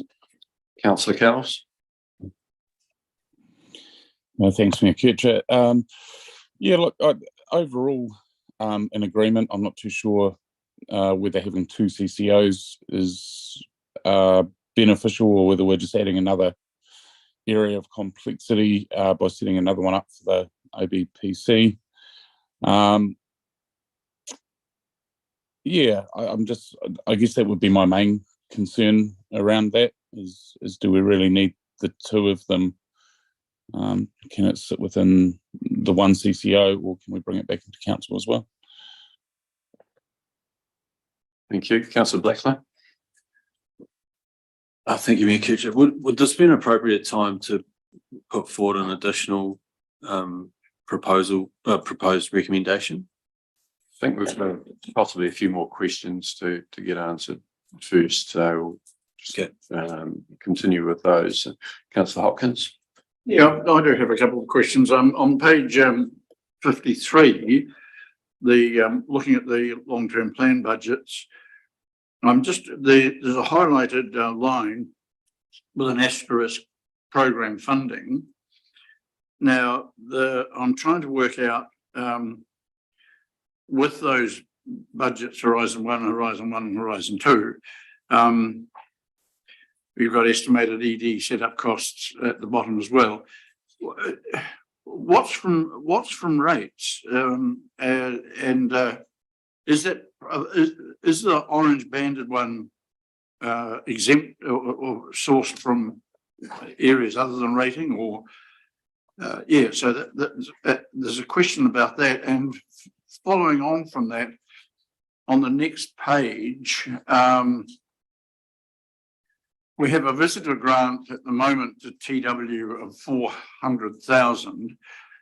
Then we've got two other line items here: placemaking and district identity with an asterisk, and I think that's better off funding. And it looks to me as though the ED strategy is the same. So I'm just essentially trying to clarify those funding sources. If that's possible to get an answer on those two questions, please. If I could just add to that, because it leads on to the question I was going to ask, which is what happens in the third year following these ones, which I think Councillor McCone alluded to as well. Thank you, Councillor Hopkins. I can just respond on the first, the Horizon 1, 2 and 3. That was the information that we put in a workshop last year when we were first looking at scenario planning to roll out the EDA and build resources over time. So that was the funding that we originally allocated. There wasn't any funding there from rates. The information lower down is indeed the information that's in this year's annual plan. So there is money in there for Tourism Waitaki. If we, depending on where we go with the CCO, there is a grant of 400,000, and the other two lines are indeed related to the two projects from the Better Off Fund. So there's a Forward Waitaki project, which is about elements of the ED strategy implementation, skill build, land and water use, harbour redevelopment, and then the placemaking projects. So we are in a good place today, and the point of putting those charts in was to show that we're further ahead than we thought we were going to be 6 months ago with our funding because of the Better Off funding. Thank you. Thank you. I have one more question, if you'll allow me to ask it. Yeah. Oh, thank you. With regard, as things have happened recently, the penguin colony has been up, or was up until COVID struck, a significant source of income for Tourism Waitaki, and it alleviated or relieved the burden on ratepayers accordingly. I guess my question at the moment is with regard to the ED agency that's proposed to be set up, whether the penguin colony is a CCO or temporarily within the council, what's that taken back within council, do officers imagine that the income and revenue generated from it might actually provide a source of income for the EDA? So we know the income from the colony is bouncing back at the moment. Visitor numbers are up. What we haven't done is assume this in here. I think, we wanted to get to the stage where you decided if you wanted to proceed with this or not. I'd say one of the things that we need to develop with the governance group and come back is if you did want to proceed is then cast forward the 10-year horizon of the business plan for the EDA and what the potential sources of income are. But currently, as it stands, that income sits within Tourism Waitaki, so it's not within your remit to decide what to do with them. You'd need to make changes to then be able to decide. And we didn't want as officers to assume what your decision would be on that. But it obviously represents a potential source of income that's not there at the moment. Different. Just to make one point, I think it's, as noted in the document, there has been very little investment in the penguin colony in the last few years. So I think it will be important to, if there is profit being made there, to say, well, what does the penguin colony need to improve its conservation and research work and the work that it's already doing? Because there hasn't been a lot of development there of late. Probably raises a separate question, not to necessarily to be answered here, but they had stat funding which they couldn't take out of the penguin colony, and why wasn't that used to actually maintain it over that time? And maybe more of a question for Tourism Waitaki. Councillor McCone. I suppose I'm still in two minds. So I can see setting up as a CTO gives more options and more flexibility to what can go on, but I'm probably very reluctant in the respect that further funding. And to me, it's a bit like a family going on holiday with a caravan, and you get to your destination in the middle of the bush and find out you haven't hooked the caravan up. You've got the people, but you haven't got the supplies and the stuff you need to survive behind it. I'm wondering if we're just a wee bit ahead of ourselves and we set it up and get the basis right and then move forward. Paul, you've got a caravan? Yeah, wonderful investment. Look, council will still control the amount of funding that goes into an EDA. But yeah, if you set it up as a CCO, the EDA will have, as the Chief Executive said, it will need to develop a business plan, including multiple funding streams to actually achieve what it's set out wanting to achieve. So, how quickly it grows, what it achieves, council will still have, in most cases, ultimate control over that by the amount that it allocates through the budgetary process that it wants to devote to that activity. So what we're saying is that to set it up, get it underway, and then a series of decisions will need to be made. But that wasn't the purpose of this report, to have that whole business plan, our 10-year business plan set up. That's the next stage that we need to move through once these decisions have been made. But council will control how much it invests in this activity, like it controls how much it invests in all the other activities it undertakes. I think, what I'm hearing from a few people is concerns about leaping straight to the CCO model. And at the moment, we're sort of taking some small steps to recruiting people and having them within the council.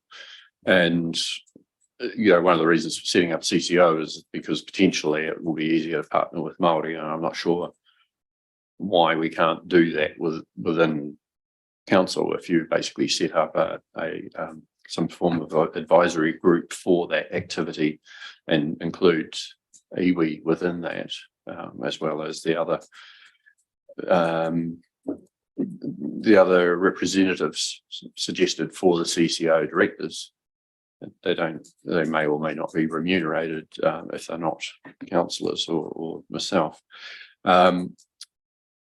So there's the potential to do that. There's also are there other partners identified who will come in and help fund this and be part of that governance group that requires us to set up a CCO now, as opposed to take some more steps along the pathway and then set it up. Equally, I think the idea of having a totally separate CCO for the penguin colony, I don't know that it's something we need to leap to right away. I think we do have staff running the operation now who could carry on doing that and could, if they haven't been investing, obviously they need to get on and invest some of the reserves they've actually got, because that's what they are there for. So I'm personally not convinced that we need to go take the big leap right at the moment. I am concerned about year 3, year 4, year 5, and how that's going to be funded, because at the moment we don't have clarity on that. I am very concerned that we're including in their funding for things that would have been done within council and we would have had some oversight of it. But basically it's being assumed that they are being handed over to a CCO, which will have only a contract, I assume, to deliver those things versus any potential input from ourselves to that. So the questions that come out of that, the proposals for partnering with the EDA, have we identified any? How soon will they happen, and how much are they going to be contributing to it? And the other question is a more general one, regardless of what we do. How do we unbundle the penguin colony from Tourism Waitaki as it currently sits with its charitable status? So I think in terms of your first question there, we haven't gone that far. We have no authority to proceed until you agree what direction you want to take. So I feel like we keep getting asked questions about the future that we are not able to proceed with getting the answers to at this stage. Until we know which way you want to go. We're a small organisation. We're limited in terms of resources, and I think we to do a lot of work on things that we're not actually authorised to do that might be futile, I think is not the best use of resources at the moment. I think this is a staged process in terms of realising the ambitions of the strategy. We know there are likely to be partners that want to work with us out there. We've got a developing relationship with Business South, the former Chamber of Commerce, who are keen to work with us on this. We know there are others, potentially that want to work with us in the business community. I think we've seen that, in other EDAs that, setting up that EDA and having more of a partnership approach has been successful in levering in additional funds that we're not, securing at the moment. That doesn't mean we're guaranteed to be successful, but, it means it, opens up the opportunities to do that. I think if we, do decide to keep it in-house, that will change the partnership dynamic, and we've seen in other things that we do where the council operating in-house and invites a range of partners to work with us. It tends to be those partners directing us, asking us to do things rather than working with us and putting having skin in the game and actually delivering and committing their own time and resources to that. And that's why in the options analysis we said you can go down that route of keeping it in-house. That's perfectly acceptable, but we need to recognise that it will limit what we're able to achieve in terms of the strategy. I can't quantify that in terms of what that looks like. I think we'd need to assess that, but it's a perfectly acceptable option. But it's not an option that is without consequences in that sense. And the unbundling the penguin colony.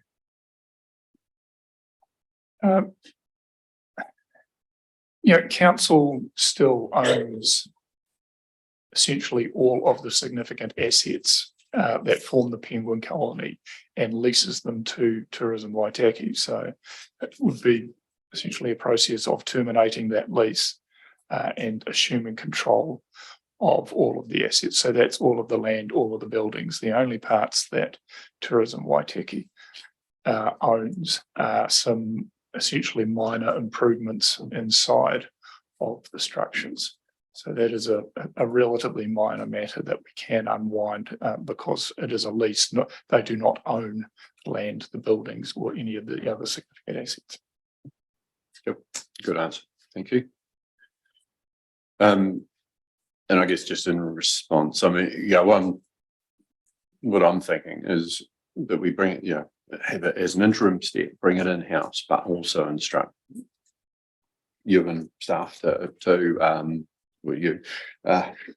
to go and have those conversations with the intention that when we've got something there that's more tangible around a funding partner for the EDA, that they we can set up the CCO at that point if that's going to be the best mechanism to get them on board. So I think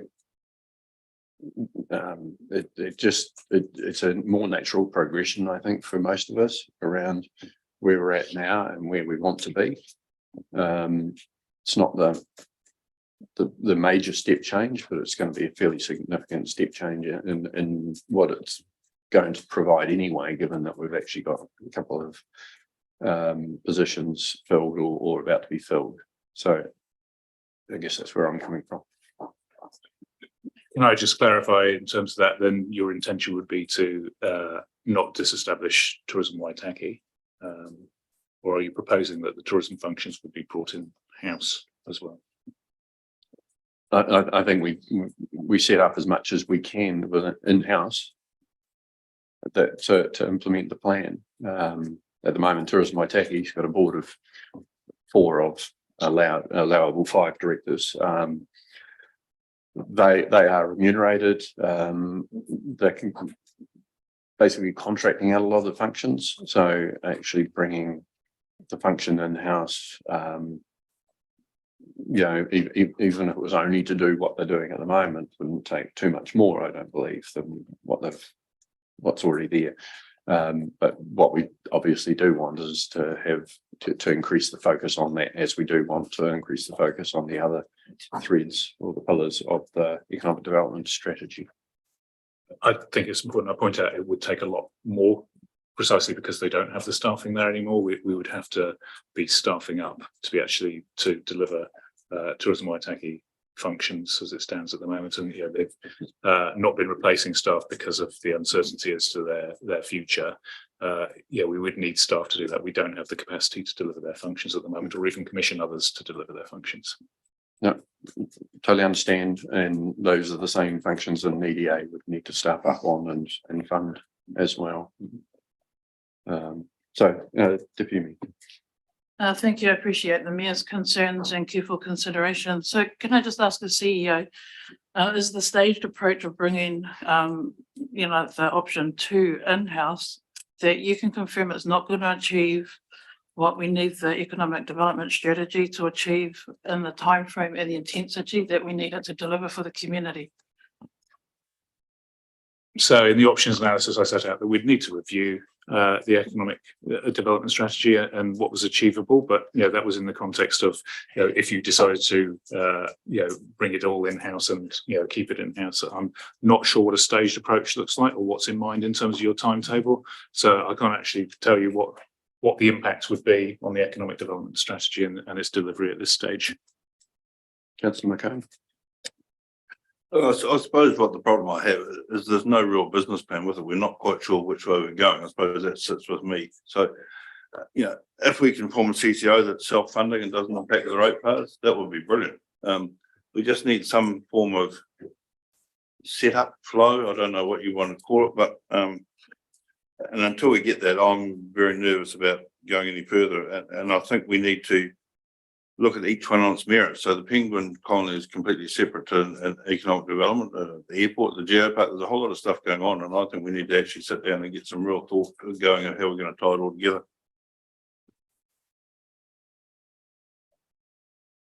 Councillor Thompson. Thank you, Mr. Mayor.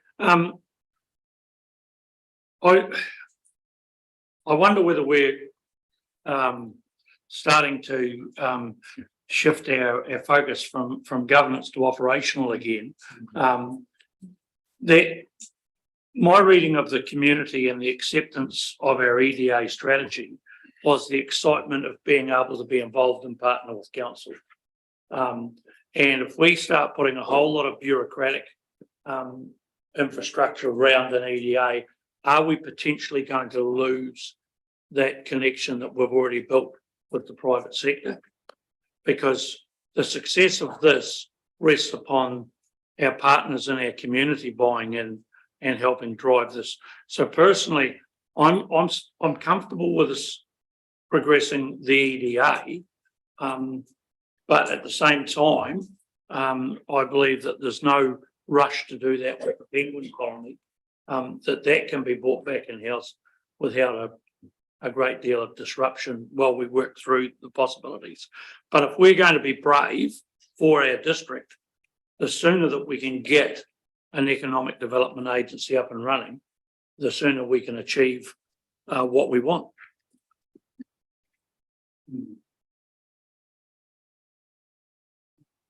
Thank you. Councillor Holding. I'm just not quite comfortable with what the members are producing without the information of why we can do it in-house. I'd like to, why do you think we can do it in-house better? Just to understand that, please.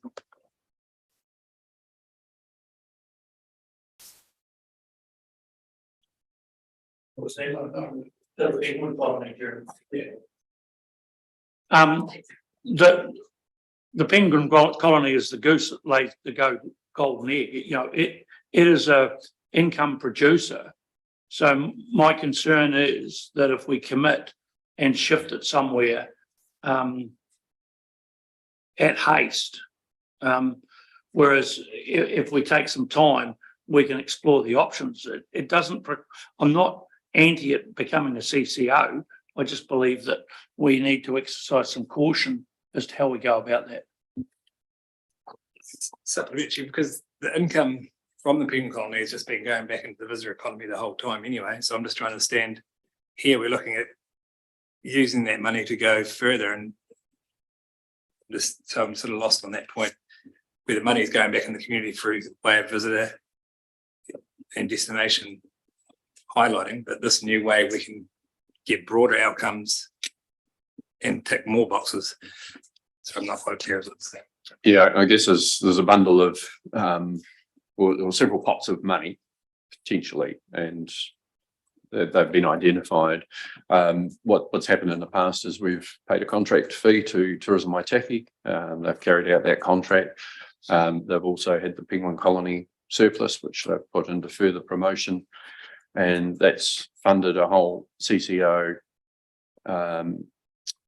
operation and in the way that it has. Now that's looking to be spread across potentially a new CCO if that was to be set up, or when it is set up, but it equally could be used for the overhead function that might be there now. I mean, the Tourism Waitaki have obviously people who work in promotions and so on, but they've also got a graphic designer and various people like that. So it's looking at how, do you need a whole person to do that job, or actually can they share that job across the other activities as well that the economic development function might carry out. So it's looking at some of the efficiencies that could come through that spreading of the overhead across more activity. What I think, we've got too much on the go at the moment to really make a full decision today. What I would like to do is actually request staff to bring back a further report which does look in more detail about how we can bring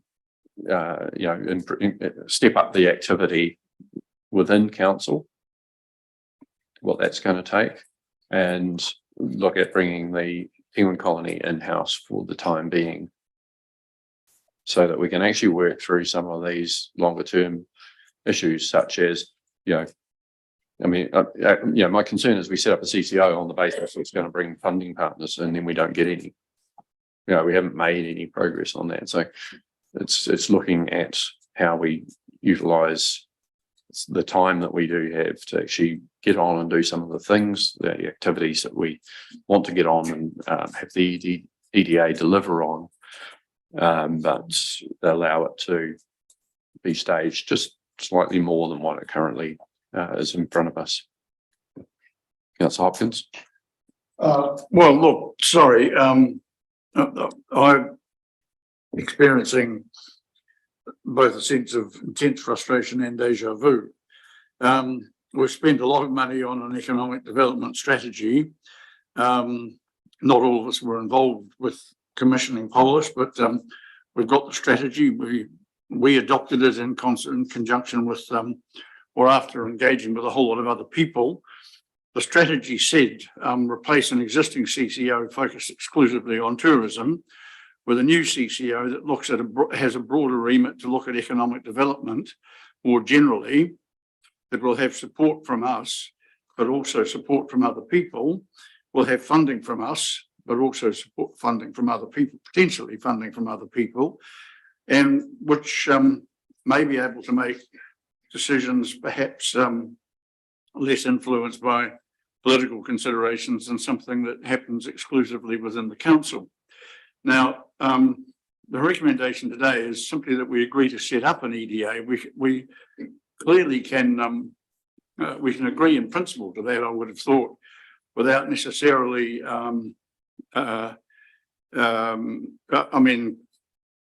agreeing to do that in principle doesn't dictate what the agency would be, when it would be set up, who it would be set up in partnership with, or any of the other concerns that we have. I'm gravely concerned about, I accept that maybe the CCO, the Blue Penguin Colony, shouldn't be necessarily become a CCO immediately, but there should be an interim step related to that. But I think the idea of of scrapping Tourism Waitaki and making economic development a council activity just means that at the end of a very expensive protracted process, we've effectively invalidated the strategy we've spent a lot of money adopting. Okay, I'm going to move that council, so continuing on from the one we've already had about the not selling a penal colony, etc. So the council 2 requests a further report on how council can stage the implementation of the ED function with the intention of it becoming a CCO in due course. 3 agrees to bring the Honourable Penguin Colony in-house. And 4 requests the CE to investigate opportunities for funding partners in the EDA. Do I have a seconder for that? I would second that with one amendment. And the amendment would be agrees to bring the penguin colony back into council in the short term.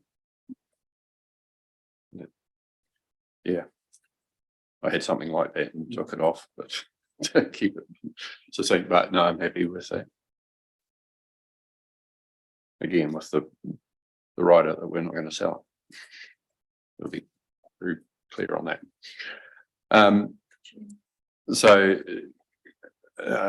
I mean, basically looking at that, it's really looking at how we build this up. It's not about not delivering on the ED strategy. I mean, the ED strategy is not just about how it's delivered. It's part of it, but it's about what's delivered, and we can get on and make progress on what we're delivering. We've had an ED function which has helped deliver a UNESCO Global Geopark. It's done some other bits and pieces along the way, promotional stuff, the neat places type promotion, various things like that. But it's also that activity's been taken up, a lot of times been taken up just actually working through the ED strategy. So it's not actually not having a CCO ultimately.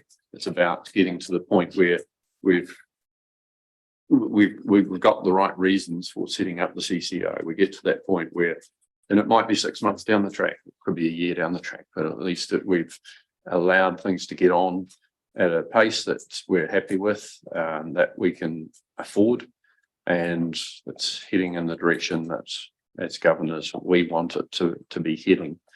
Asking the CEO to investigate opportunities for funding partners is obviously one of the key reasons to have a CCO, and being able to talk to people on the basis that if they're willing to come on board with sufficient funding, and that a CCO is the model that's best for that, then we can set up the CCO at that time. As far as the penguin colony goes, I mean, yeah, it's looking at what the longer term future of it is, but I don't see it ever not being owned by the council directly or indirectly through a CCO. It is an important asset from a financial and tourist perspective, but also the environmental benefit that it brings is really critical as well. And just acknowledge some of the really knowledgeable submissions that were made on the importance of the scientific value of that the Oamaru penguin colony provides. Any other speakers?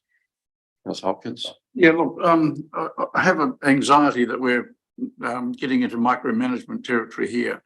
I seconded this with reservations, but I seconded it because it seems to me at the moment the only solution that avoids the risk of making peremptory and arbitrary decisions that today that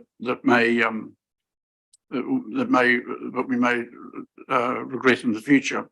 So I think the idea of getting the reports to address issues and perhaps allay concerns is essential at the moment, because there's a clear impasse and not a consensus around the table. Anyone else speaking to it? Okay.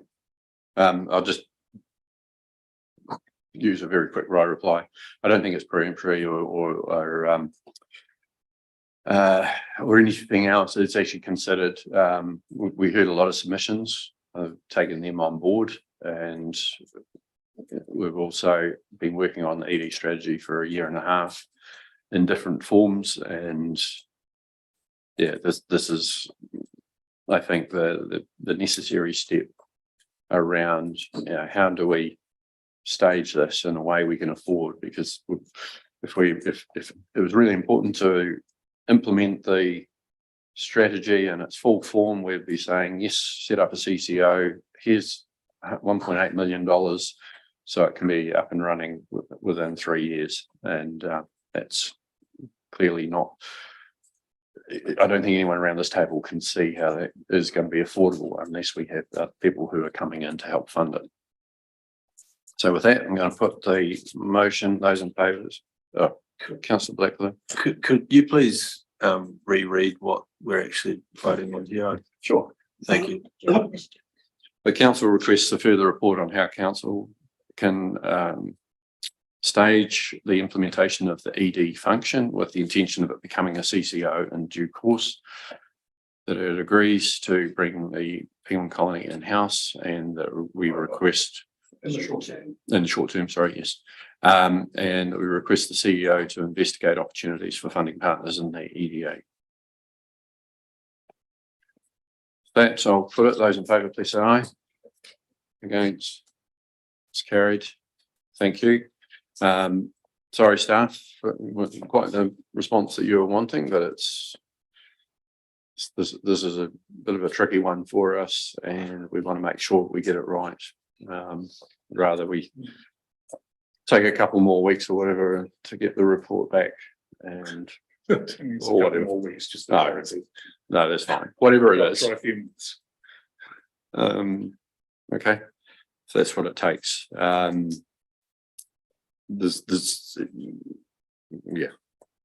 Anyway, thank you for the work that you've done tonight, and all the best for the next few months. That's what it takes. Right, councillors, move to 6.2, the Better Off funding reconfirmation, and Mr. Parnley. Yeah, I just before I hand over to Mr. Randall, just pick up a couple of points on this really, and that I realised that this was a bid that was agreed by the previous council, but there was considerable thought put into where that funding lay, or where that funding was placed, in terms of one, having to meet the DIA's quite restrictive criteria, which was a source of annoyance for the previous council in terms of, you know, we were given Better Off funding, but we weren't really given it because they were tying us up in terms of where we could spend it. But really focusing on those areas where we had aspirations. So you'll see quite a few of these are about how we implement, you know, some of the key strategies that the council has agreed. So the, you know, the placemaking, CBD, rejuvenation, and the Forward Waitaki program were all about implementing aspects of the economic development strategy. So not thinking about, not, you know, pontificating on, you know, what we might do, about actually getting on and delivering those. Similarly, with the housing strategy as well, which was developed in partnership and agreed by this council, looking at how we make some of those things a reality. So a lot of thought put into it. It is open to this council to, you know, change its mind. This was agreed by the previous council, but we just need to be mindful of the thought that went into this, and that if we're going to do something different, it will need careful consideration and planning, and then we will need the approval of the DIA to be able to make any changes to the programme. Just by way of introduction, and Josh, do you want to give further introduction to the report? Thank you for the opportunity, but I don't believe I actually have anything further to add. So thank you. Yes, Hopkins. Yeah, look, just a question. It's quite a fundamental, well, I think it's an important one. There's a reference on page 70 to the DIA's expectations, saying that projects must provide good value for money, be documented in an existing strategic plan. I thought they didn't have to be, or should have sat outside that.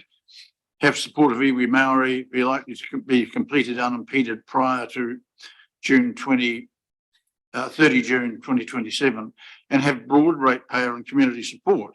So that's what we state in our report on page 70, and yet on page 76, where we cite in the introduction to the original document that went to the previous council, funding applications must meet one or more of the funding criteria and have iwi support. And then there are three that are listed, and none of them mentions broad community support. So I just want to clarify whether having broad community support is a DIA requirement, because I'm not sure that we've established that we have it. I'm not sure we've established that we don't either. But given that the introduction doesn't mention it, why is it brought up on page 70? Through you, Mr. Chair. The outline of the Better Off funding from DIA did include that the project should have broad community support. With respect to previous tranches of funding that have been made available, including the shovel ready and the Waters Tranche 1 funding, there were a number of projects which fell over because they hadn't been through consultation processes when they needed to, or they didn't have broad community support. So the projects that needed to be put forward were ones that didn't need consultation processes, or they'd already had those consultation processes undertaken. So the projects that we selected were ones that didn't require those kinds of consultation processes to be undertaken, or we'd already undertaken them through our long-term plan or through our master plan processes. Just the other thing about documented in existing plans. I'm sure the mayor mentioned earlier, and I was under the impression that the rule was that you couldn't add things that were in your LTP or things like that. So can you just clarify that? You can, but they're not something that should be in the next year. It should be something you can bring forward and improve. Yeah, of course, you're quite right. Yeah, sorry, my bad. I forgot. That's all right. It's a lot on your mind. Councillor McKay. It's just a question on page 85. Healthy affordable homes rule. Could you explain what the housing and neighbouring officer does? And I'm bearing in mind the questions coming from rental agencies and everything else now push all this through legislation that's already here.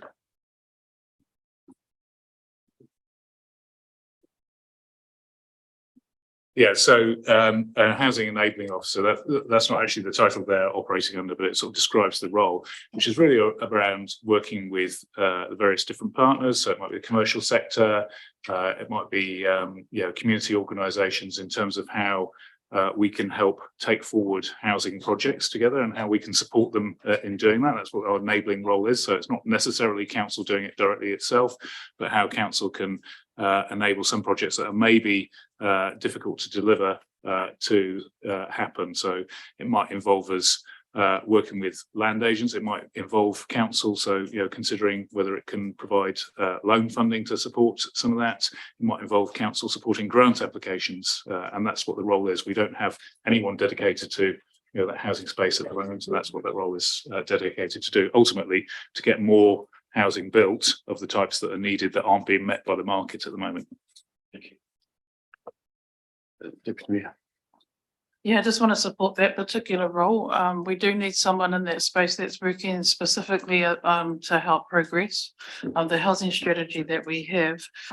For community providers that are working within our community, we don't have the resources to be able to help boost and support and put some investment into this particular issue, which is actually a priority of us, that we need to increase opportunities for housing, but also coordinating a lot of the workshops and education awareness that a lot of our community members actually need. So I think it's really important that it is actually a priority for us. So just wanted to be quite clear about that. Yeah, and just absolutely add my support to that one, because we are missing out on opportunities because we don't have someone in that space or haven't had someone. Look forward to them getting on and seeing some activity happening. Councillor Holding. Just trying to understand around timing for any projects were to be changed, what the risk would be or timing or what it could mean for the budgets. But I did note that the Waihemo Community Board suggested that Puketapu could be more important than the Palmerston placemaking initiatives, but they would need community support. But just trying to understand what that would mean if we did make those changes. Through you, Mr. Chair. So with respect to the timing of projects, we've got until 30 June 2027. So we do have a bit of time up our sleeve. So that really isn't a major consideration. With respect to Palmerston placemaking and the likelihood of using Puketapu as the project for that, the reason that we left Palmerston placemaking as not well defined, as in not subject to a master plan, was because we wanted to enable initiatives such as Puketapu Track coming from the community board. So it enabled them to have some determination over where that funding could potentially go. So just in the nature of that, like I think that will make a more meaningful difference to that community. Mentioned just on with the Otamatata placemaking projects, $225,000 allocation there. Obviously the Ratepayers and Improvements Group has been working away there, and working with DIA on the community-led project. They've been awarded some funding to help with the next stage of work that they want to do. So basically it is placemaking, but it's not necessarily in the master plan. But I think us supporting them to do that is pretty significant. They've been awarded around $700,000 and they need another $230,000 for local contribution, which that allocation of 225 is remarkably close to that amount. So I'm just asked that we consider, is that close enough to what's being proposed in general, or do we need to ask for a change to that particular one? Also looking at the health partnership development funding, $500,000. There's some potential urgent needs for some long-term benefits around patient transfer and so forth, that potentially we could look at some of that funding for. I think we don't need to ask for a change. I think it fits within what's there, but I'll just raise that as a potential one. And thirdly, the comments around the housing side of things as a reference to subsidising development contributions and utility connections. I think there's some work that we should do on our development contributions policy before we look at having a fund which subsidises those things. If it's housing that we want to encourage, I think it would be to adjust the development contribution policy rather than use it for that. There's plenty of other things in housing that we could use that money for.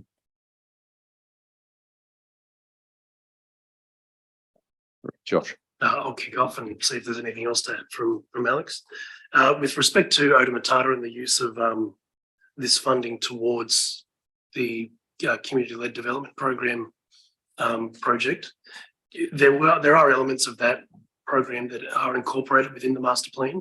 So feasibly, there is some contribution that we could make. I suppose I would just expect that the community board considers what projects it wishes to use and what other alternate sources of funding there might be to ensure that some of the wider ambitions around placemaking for the district are achieved through this better off funding as well. With respect to the hospital and patient transfer, our intent was that we'd be looking at setting up health networks within the district. Most of that funding was going to be heading directly towards the hospital, headed up by Keith Marshall, to look at what we could possibly do with that. Alex may have some further information on that.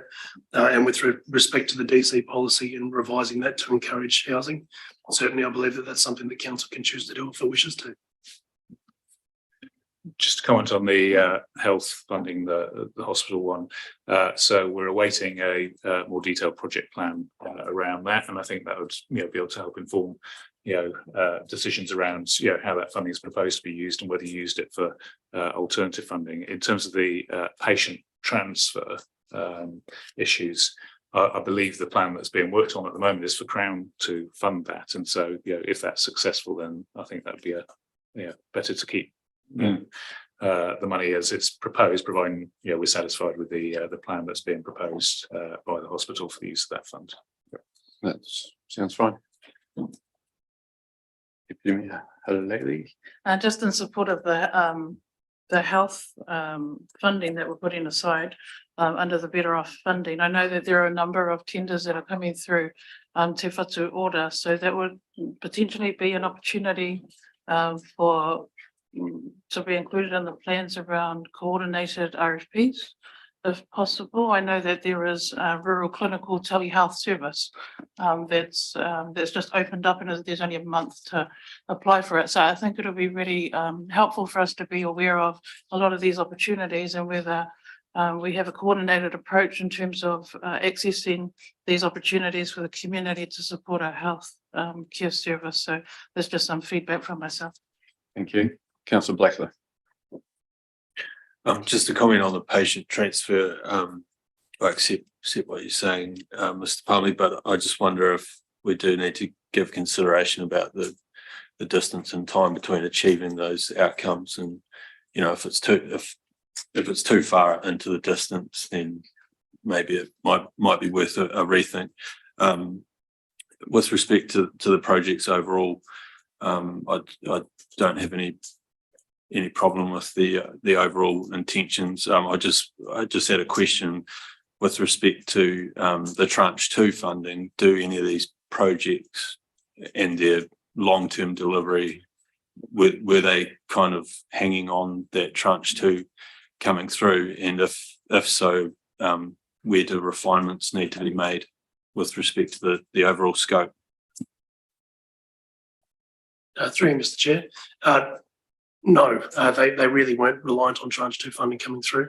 In putting together the program, myself and my colleague who wrote the applications were a little bit dubious as to whether tranche 2 funding would come through anyway, just given inflationary pressures and the effect that stimulus funding has on the economy. So all of the projects were structured in a way where they weren't relying on further funding coming through.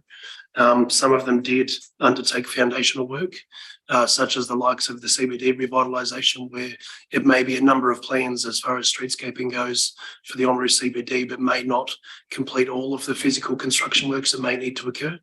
But all of the programs that are established will have an effect on the well-being of the community and will have positive effects. Okay. Well, is someone happy to move perhaps the recommendation, but with the addition noting the comments that have been made today? Councillor McCone, Deputy Mayor Halilele. Any further discussion? Just very briefly, I would simply note with regard to the debate about these matters that there's nothing secretive about this. It was a council agenda item in September of 2022.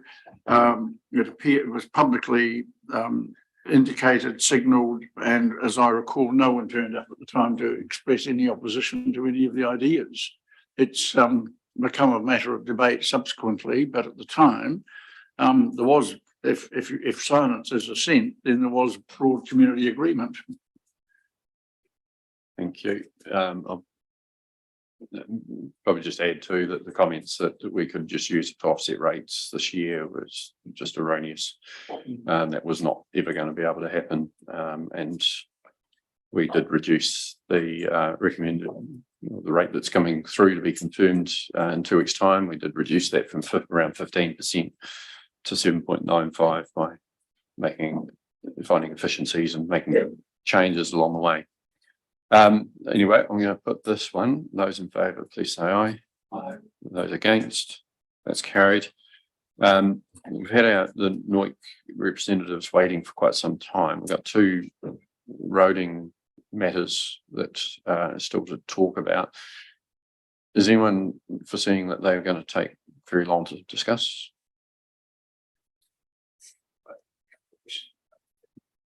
Okay, well, we'll whip on to them. Mr. Hope, you're welcome to the NOIC people to come through. Take a seat anyway as we get through these. So first up, 6.3 Haven Street. Obviously, that bit of road has cost a lot of money and is still in a very difficult road to maintain. There's proposing reclassifying it and not allowing through traffic, basically. So it doesn't stop something being done in the future, but just acknowledge that that this is something that will help lessen the impact on the road with less traffic. Any questions or anyone want to move? Yeah, as the ward councillor, I'm happy to move the recommendation. Thank you. Seconder. I'll second, but I do have a question. Josh, the only question I have is, are we satisfied that if we do close that section of road that's indicated on page 88 of the agenda, that no residents will be denied access to their properties? Through you, Mr. Chief, residents will still have access to their properties. Thank you. Councillor Holding. Thank you, Josh. For parcel number 84, the abandoned land, is that going through any process? We've also got Kushla Tapper, interim roading manager, online. I'm not sure if Kushla might have any response. Or Josh, do you? I do, but I don't know if I can put up my hand. Kushla.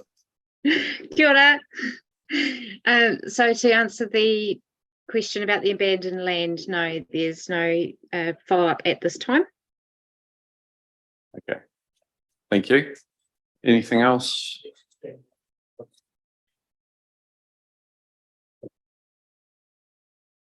Okay.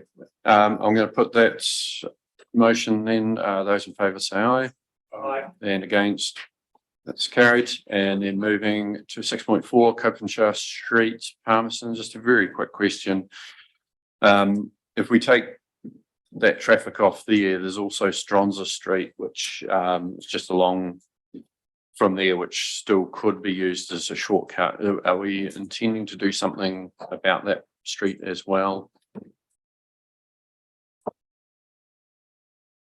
So to answer that, the Stronza Street is a recommended route to allow the large, particularly the articulated vehicles, to enable the right turn from State Highway 85 1 to onto 85.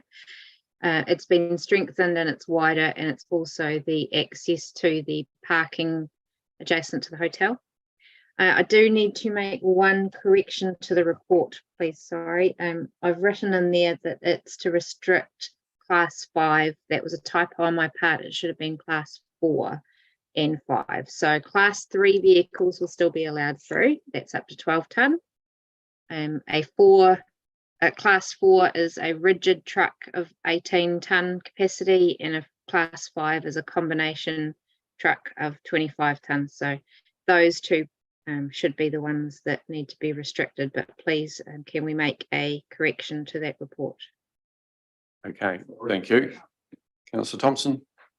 Again, Mr. Mayor, I'm happy to move the recommendation. I already took that, moved and seconded, so don't worry about it. So point of order, does the recommendation now need to read, approves the reclassification of Copenhagen Street, Palmerston to exclude Class 4 and Class 5? Right. Yep. Okay. Yes. Sorry. Councillor Thompson, so moved and seconded. I'll second it. Councillor Holding, question? Actually saying they're using that road to avoid busy and more complex intersection at Tiverton Street. What's the risk of them once we ban that, of them using the more complex and busier intersection? Yeah, through the chair, the risk is relatively low because the majority of the traffic is encouraged via Stronza Street, where they cannot, or if they cannot, easily negotiate the State Highway intersection. And we're also speaking with Wakaputahi about any improvements that they could make at the State Highway intersection that will allow easier negotiation up the hill and the placement of the pedestrian crossing. Okay, with that, I'll put it. Those in favour say aye. Aye. Against, it's carried. And now move to 7.1, North Surrey Irrigation Company Limited, and sincere apologies to Andrew and Stephen, for keeping you waiting there. So we're joined by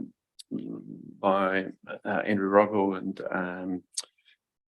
I get this name, double barrel, Stephen Craig Pearson. So welcome to you both. We're also joined by Amanda Nicol, our CFO. So welcome. Yeah, basically hand over to you. You've got a bit of presentation to make. Yeah. Yes. Right hand button. Yeah. Right, we're live. Yes, so we've got a copy of that presentation, so That's great.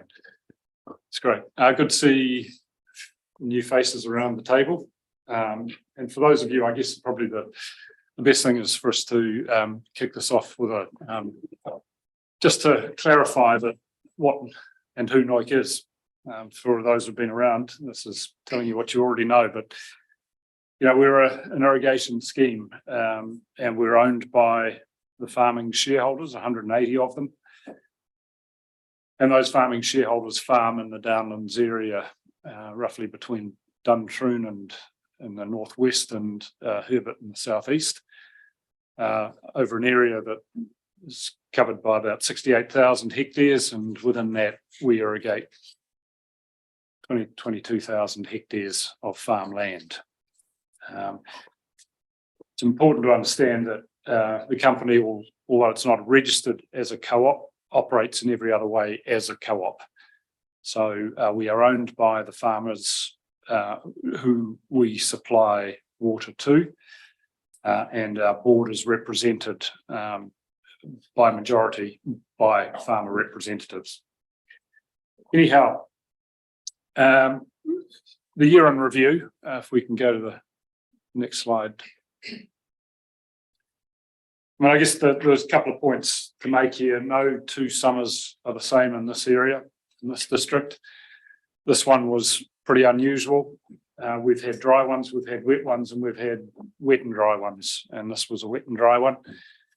A couple of points to make here, I guess, the largest single day, which you'll see peaking there, we were sending out 500,000 cubic meters of water, 500 million litres, that is, or more than. To give you some context, 500,000 cubic meters of water compares with Auckland, who on a busy day send out 470,000 cubic meters of water, and Oamaru Township, I think, consumes somewhere between 24 and 27,000 cubic meters of water. So you can see by that very number how significant the operation that we run is, the infrastructure required to deliver that water, and I guess by extrapolation, the impact that has on the farming community. The financial year that's concluding in a couple of weeks has got a number of highlights, but I think the points that want to be made from these facts, if you like, on the page, the nil surpluses planned demonstrates that we again run through a cooperative principle basis. We don't seek to bulldoze money for the company. The purpose is to take as much from the farmers as we need to meet the costs to run the business and to invest in the future. That future is, I guess, demonstrated by what is a very strong balance sheet. And a point to note there, the equity position demonstrates significant farmer shareholder equity in the company. So our debt to equity balance is at a very comfortable level as far as the company is concerned, as far as the board is concerned. If we look at, we'll come to environmental performance soon, but if we look at operations, you can see there that the points that are made relate to customer focus. So whilst we're made up of shareholders, we actually consider them and speak to them as though they are customers, and our service levels are set to achieve levels of reliability of service and supply that would match any commercial entity. That our health and safety systems are robust and we achieve good outcomes from a health and safety point of view. And that we're a progressive organisation. So the introduction of an asset management system when you're dealing with $160–70 million of infrastructure assets and a complex operational envelope is a critical kind of software basis, and we've introduced that and it's running really well. Our environmental focus is without, we give no leeway to that.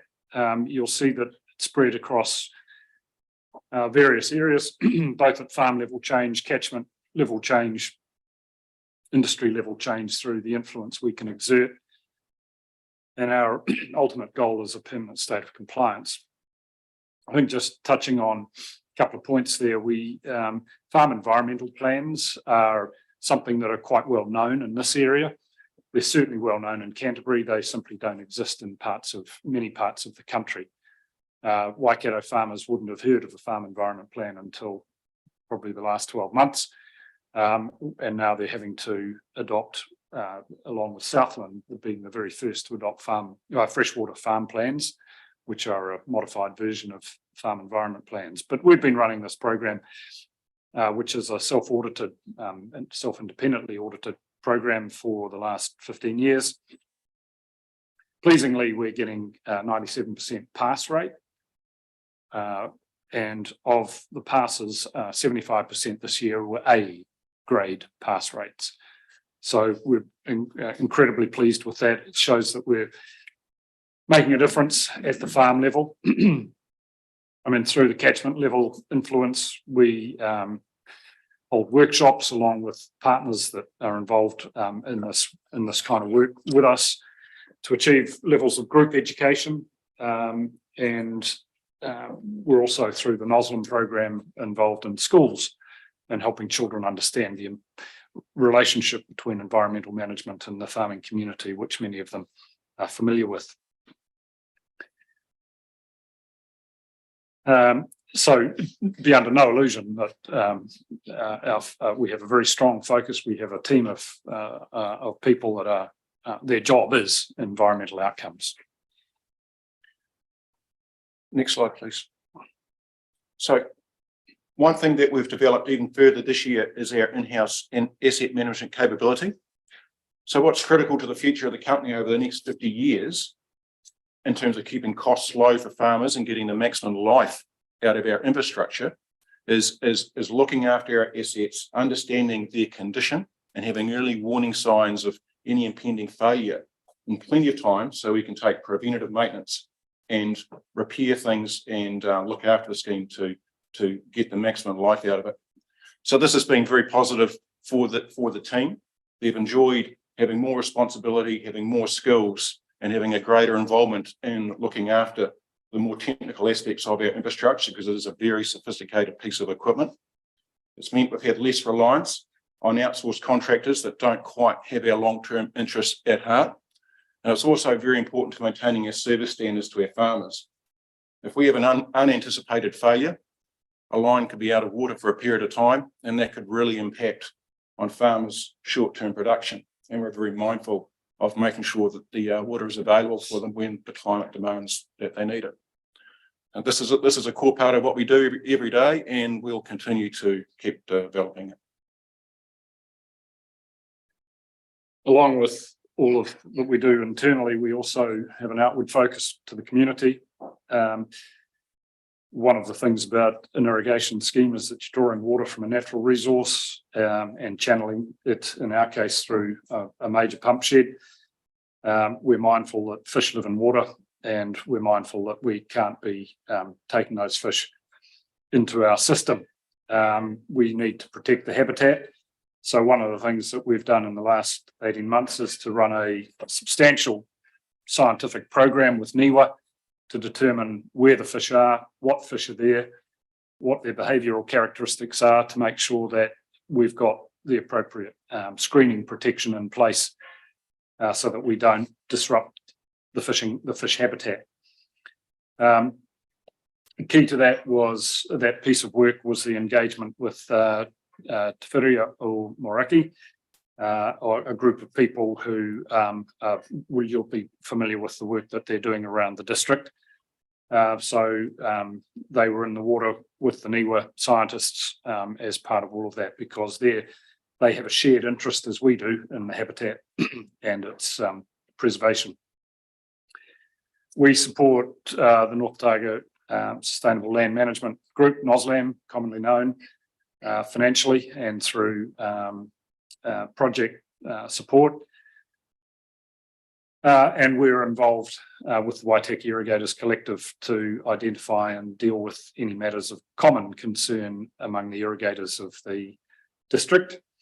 And we have forged a really good, strong, positive working relationship with the Meraki Runanga to the extent that we had the chair attend our last board meeting, and very kindly the chair's extended a welcome to our board to attend the marae, and in fact to go beyond that and to host and to have our next board meeting at the marae itself. And we'd be very happy to both do that and to have any of the executive attend our board meeting if they so wish. We're pretty future focused. One of the things, a couple of things that we need to get tidy are the sale of the balance of our shares, bearing in mind that 20 years ago, when this idea was all put together, the thinking was that there'd be sufficient demand among the farming community for 20-odd thousand hectares. In fact, we're at 20,000 hectares the way that water is utilised, but we haven't sold all 20,000 shares.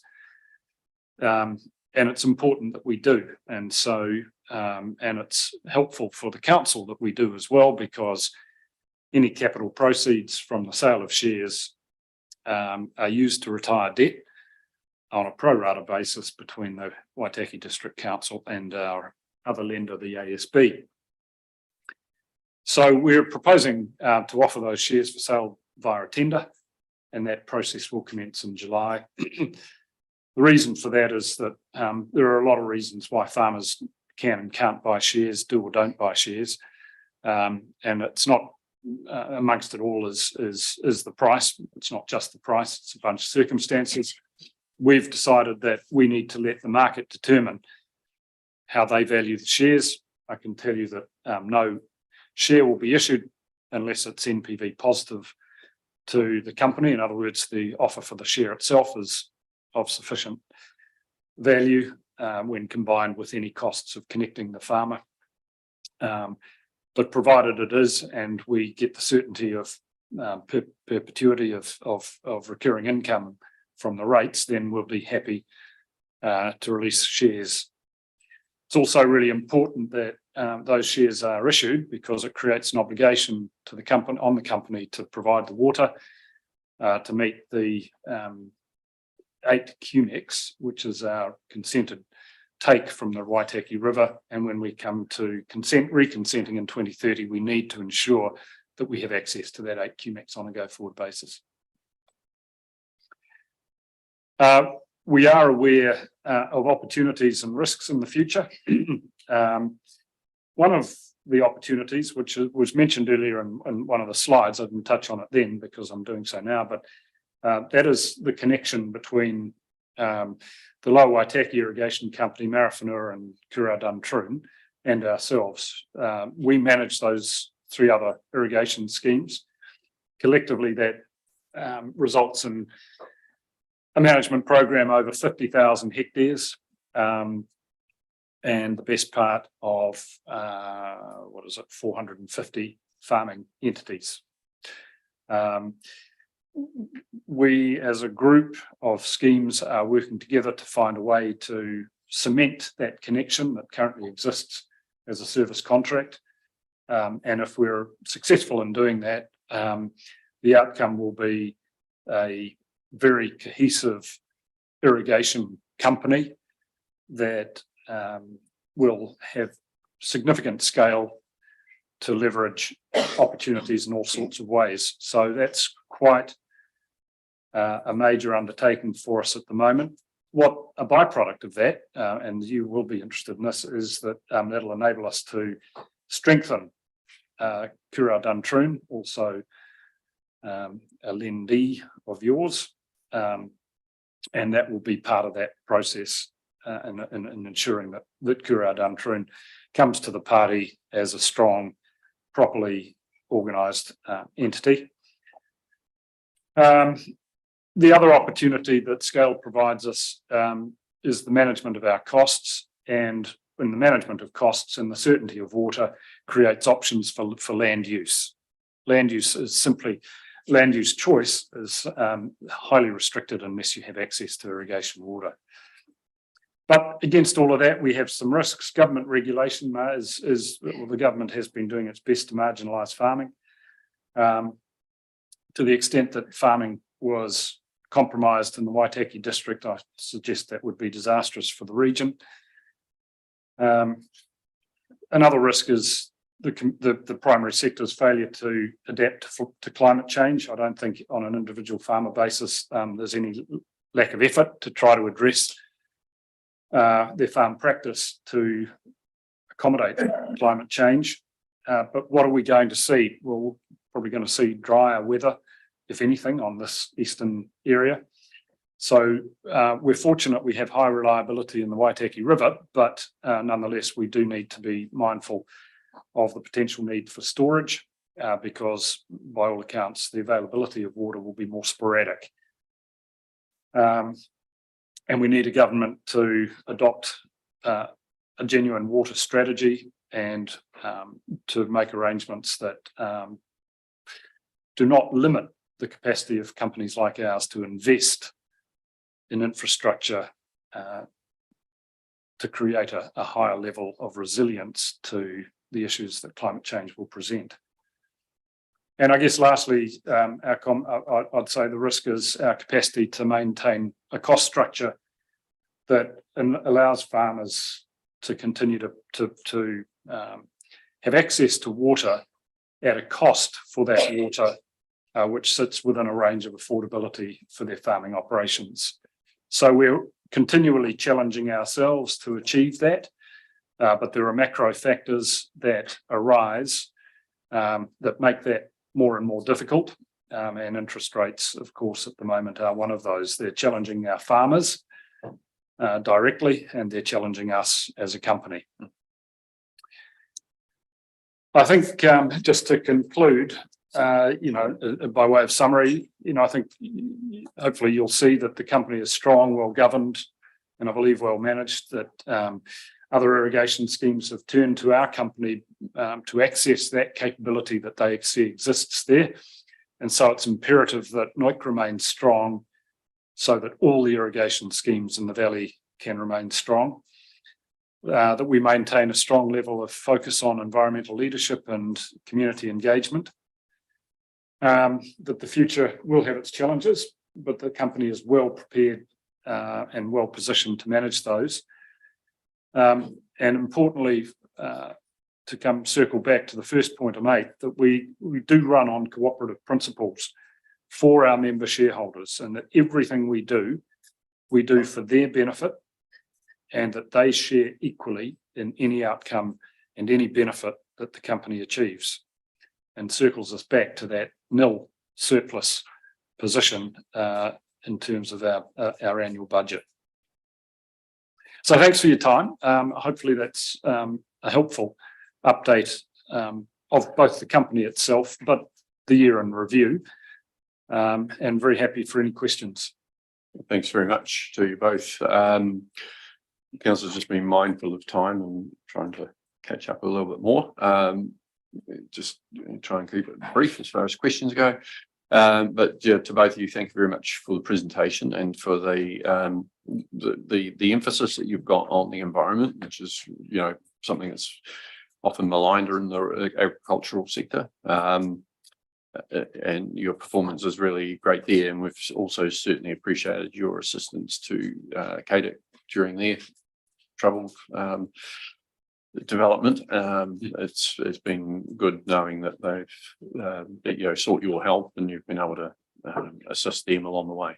So councillors, any questions? Because you're mindful of time, I'm happy to move the recommendation. Very much, and secondly, Councillor Thompson, thank you, and I'll put that, those in favour, please say aye. And against, that's carried. Thank you. Would someone like to move, we're going to public excluded. Councillor Thompson and Deputy Mayor, thank you. Those in favour say aye. And against, that's carried. Thanks, Ray. Thanks. Right, so to those who've been watching on the live stream, we'll be ceasing that now. It's been a bit of a long morning, but thank you very much for hanging in there during some fairly thorough debates and discussions. With that, we'll have a brief pause while we go into public